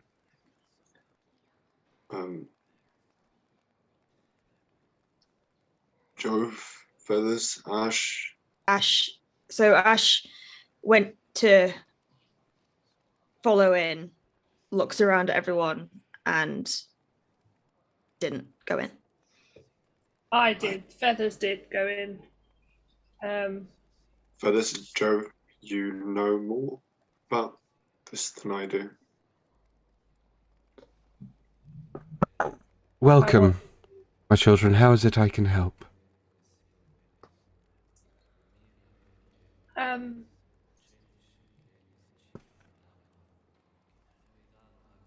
Oh, I forgot why we're here. Sorry. Okay, thank you. At this point, Clovis enters. Okay, thank you. Okay. Because when Feathers entered, she's gonna have a little shifty to see if there is like a statue of the Hunter. There is one, yeah. Okay, so she wouldn't have really like joined Michael. She would just made a beeline for the statue. Okay, no problem. Okay. Clovis, you Thank you enter for and saving me. see that Michael is in conversation with this person. Would I remember like what someone of this type would their name be? Like a Sept mother or something like that? Like what would they be addressed as? They would be called sisters and brothers. Okay. So I'll just walk in and I'll say, "Good afternoon, sister." Ah, greetings. Ah, a follower of the Platinum Dragon. We cater to all. You'll find the shrine for the dragon. I'm just up on the left. Thank you. I will endeavour to visit it, but we are here for another reason. Perhaps there's somewhere we may speak in private. Of course. Though no secrets are kept between brothers and sisters, you must appreciate. But I will help in whatever way I can. I'm aware, and I do. Very well. Follow me. And she kind of like takes you off to one side and pulls a curtain back, and it kind of reveals like a very small prayer room that's empty, and she walks in. Are there any of the others following? Yeah, I'll follow. By the statue. Yeah, Joe's like sort of very sort of looking around. He's going to sort of absentmindedly go with you just to keep an eye on things in case the nuns pack in. Can't trust those nuns. Sister, we have come across a group of ne'er-do-wells on the road, and we fear they may be headed or indeed already passed in this direction. Okay. An unholy sect. Many travelers pass through the city, but I must say there has been more over the past day or two. And has there been any uptick in injuries or people being robbed, people coming from villages that have been plundered, that sort of thing? Not that I have been made aware, but we have heard that a great many people passed through the city not a day or two ago and made their way immediately out and northward. Perhaps you can consult your brothers and sisters. Were any of them carrying a symbol such as this? And I'll take out a piece of paper and the Phoenix will draw the crest that we've seen on a few things of the dragon cult. Ah, that is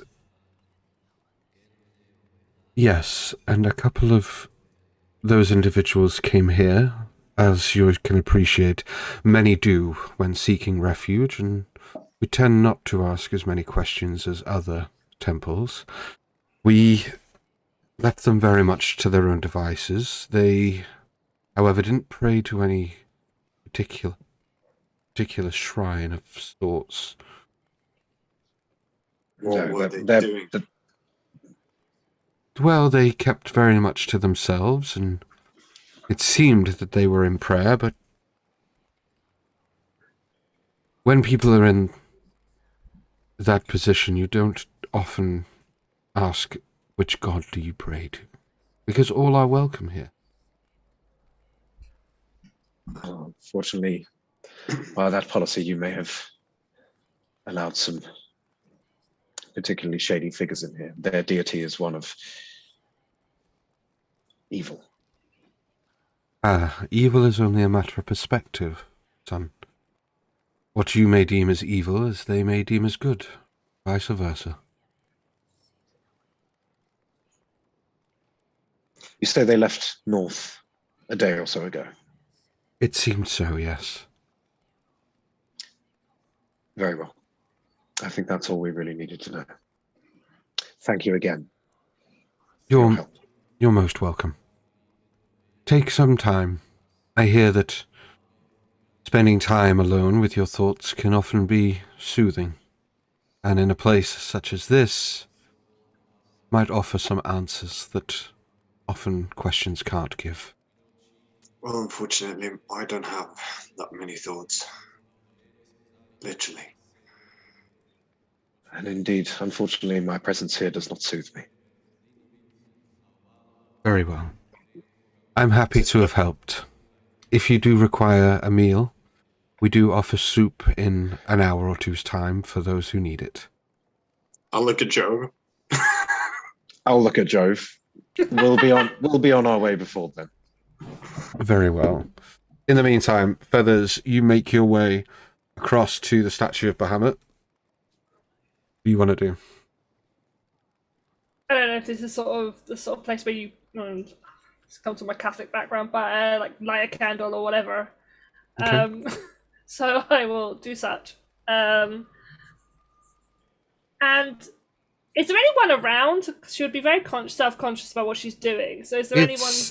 I mean, there are people within the temple, yes, but if you wanted to find a particularly quiet little section near the statue of Bahamut, you can do that. That's fine. Okay, And when I say a statue, it's you kind of look and it's more like a plinth with a figurehead of the symbol. We haven't got a life-size fucking statue of the platinum dragon in this temple. But it's quite space. yeah, I mean it's quite ornate. Lots of candles lit around it and such, and some plinths. Plinths? Is it a plinth that you kneel on? A pulpit.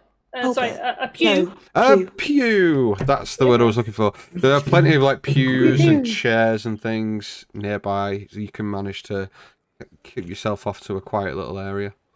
Yeah, I'm gonna take myself to a quiet little area after lighting a candle, and I'm not gonna kneel. I'm just gonna sit, and I kind of close my eyes, but I'm speaking out loud because she's never done this before. Okay. So you said you would kind of. I don't know how this works. You said you were kind of going to keep an eye on us, so here goes nothing.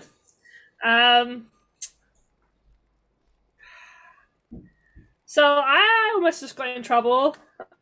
That didn't make me feel good. Falling back into old habits, I guess. Being in the city. I'm lost. And I don't really know what to do. Evidently. I don't know, it's like a genie thing, you're gonna talk to me, or a sign, I don't know, but yeah, I need something, and we promised to do a job for you, and I don't feel I can do that effectively now. So anything that can help. Moment or two passes. And in your mind, I never left you. I have always had my eyes on you. But what you seek, I cannot help you with. What you seek has always been inside you.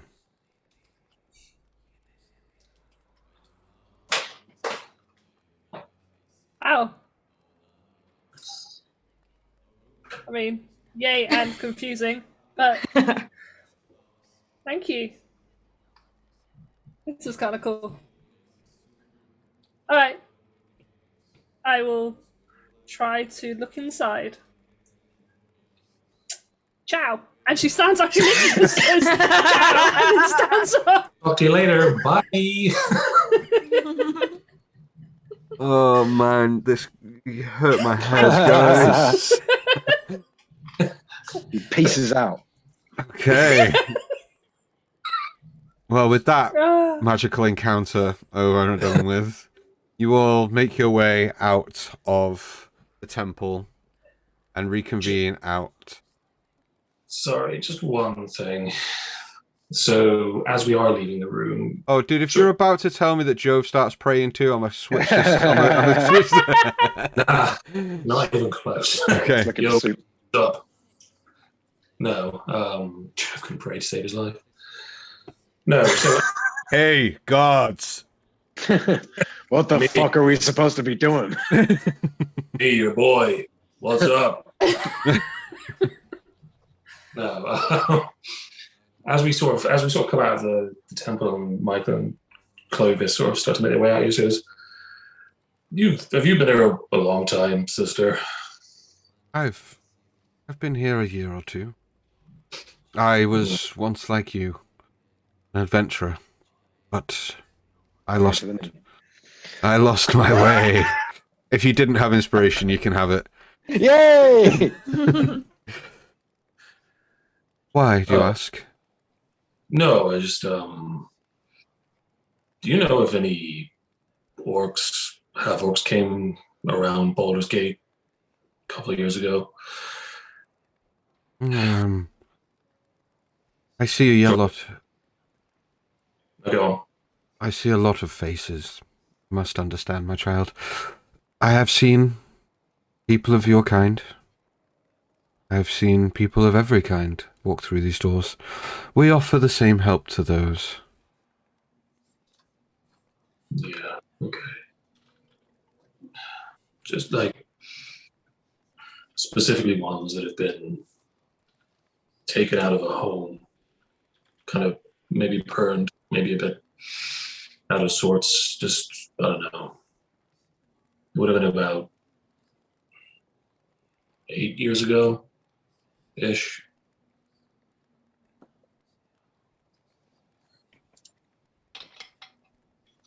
No. I can't say I have. I'm sorry. No, it's fine. I was just, it's the kind of place that helps. I don't know if a few of them may have made it this way. It's fine. I was just curious. That's all. They may well have done, but my memory, unfortunately, does not serve in that respect. I am sorry that I couldn't help. No, it's to be sorry about. It's a, big stretch. Thanks, though. Nice place. And you sort of like, Nice digs. yeah. So like looks around, just shuffles out, and rejoins with everyone else. Well, I feel we have as much as we're going to get, and I'd quite like to be out of this place, if that's okay. So where are we going to go now? What are we doing? Meeting this guy at Black Gate, right? Yes, Kel. Where is Ashar? While they were inside, she hasn't wandered off, but is there like any green space at all in this area? Or is it pretty built up? There is none. That is one of None. the features of Baldur's Gate. Unfortunately, it's It's London during the Blitz. honestly, in which case she's just gone round the sides of the temple, and she just like banging her head back against the temple wall, and like occasionally stopping, looking around, just trying to like getting very skittish now and thinking and trying to and paranoid about like bumping into people she's fucked over, and at the time didn't really question it, and now she's kind of like, don't want to be back here, get me out of here. And you're banging your head against the wall. Mm-hmm. As you're stood and you're getting frustrated and you're banging your head and you're deep breathing, you hear a voice come from a little down the way. I thought that was you. Uh-oh. And that's where we're going to end tonight's session. So, amazing session, guys. That was dope. So good. Let's just say thank you to everyone who's in chat tonight. We hit our subscriber goal of 25. Goal! So Woo, let's go. Thank you so much. Seriously. Yeah, we wouldn't be here without you guys. Oh, we would, but it just wouldn't be as fun. So massive thank you to everyone that's in chat. It's really, really appreciated, the love and support that you guys are showing us, and it means everything to us. The giveaway, all the entries, unless you guys subscribe between now and next Tuesday, the giveaway entries have closed as of now. You have until we kick in next week to either gift subs. You need to redeem your channel points. Make sure you do that to make sure you get your 2 entries into the giveaway. Next week, into the Christmas one-shot. It's going to be amazing. There's going to be lots of giveaways. We're doing live giveaways. We're going to do the giveaway sponsored by Valkyrie RPG. It's going to be dope. Make sure you check that out. We are going to raid, as we usually do. We're going to raid a little channel called D20 by the Sword. Woo! D20 by the Sword. You've please- rated them before? We have, yeah. We We have. have, I believe so. I recognise that name. But please just stick around, show some love for those guys. We will be raiding them in just a few moments. But before I let you guys go, it is coming up to Christmas. It's a difficult time for a lot of people right now. Just please make sure you spend what time you get with your families, because that all else is what's important at this time. We love you guys. We'll see you next week. Stick around. These messages that I'm giving at the end of these sessions are getting softer and softer. They're getting they're getting almost too wholesome. You I need to know. bring it back. You need to bring it back. I miss the stupid shit that you used to It's say. about the chicken flying backwards. Get back to Yeah, that. that was good. That was a good one. Just can't please some people. We love you guys. See you next week. Bye. Bye.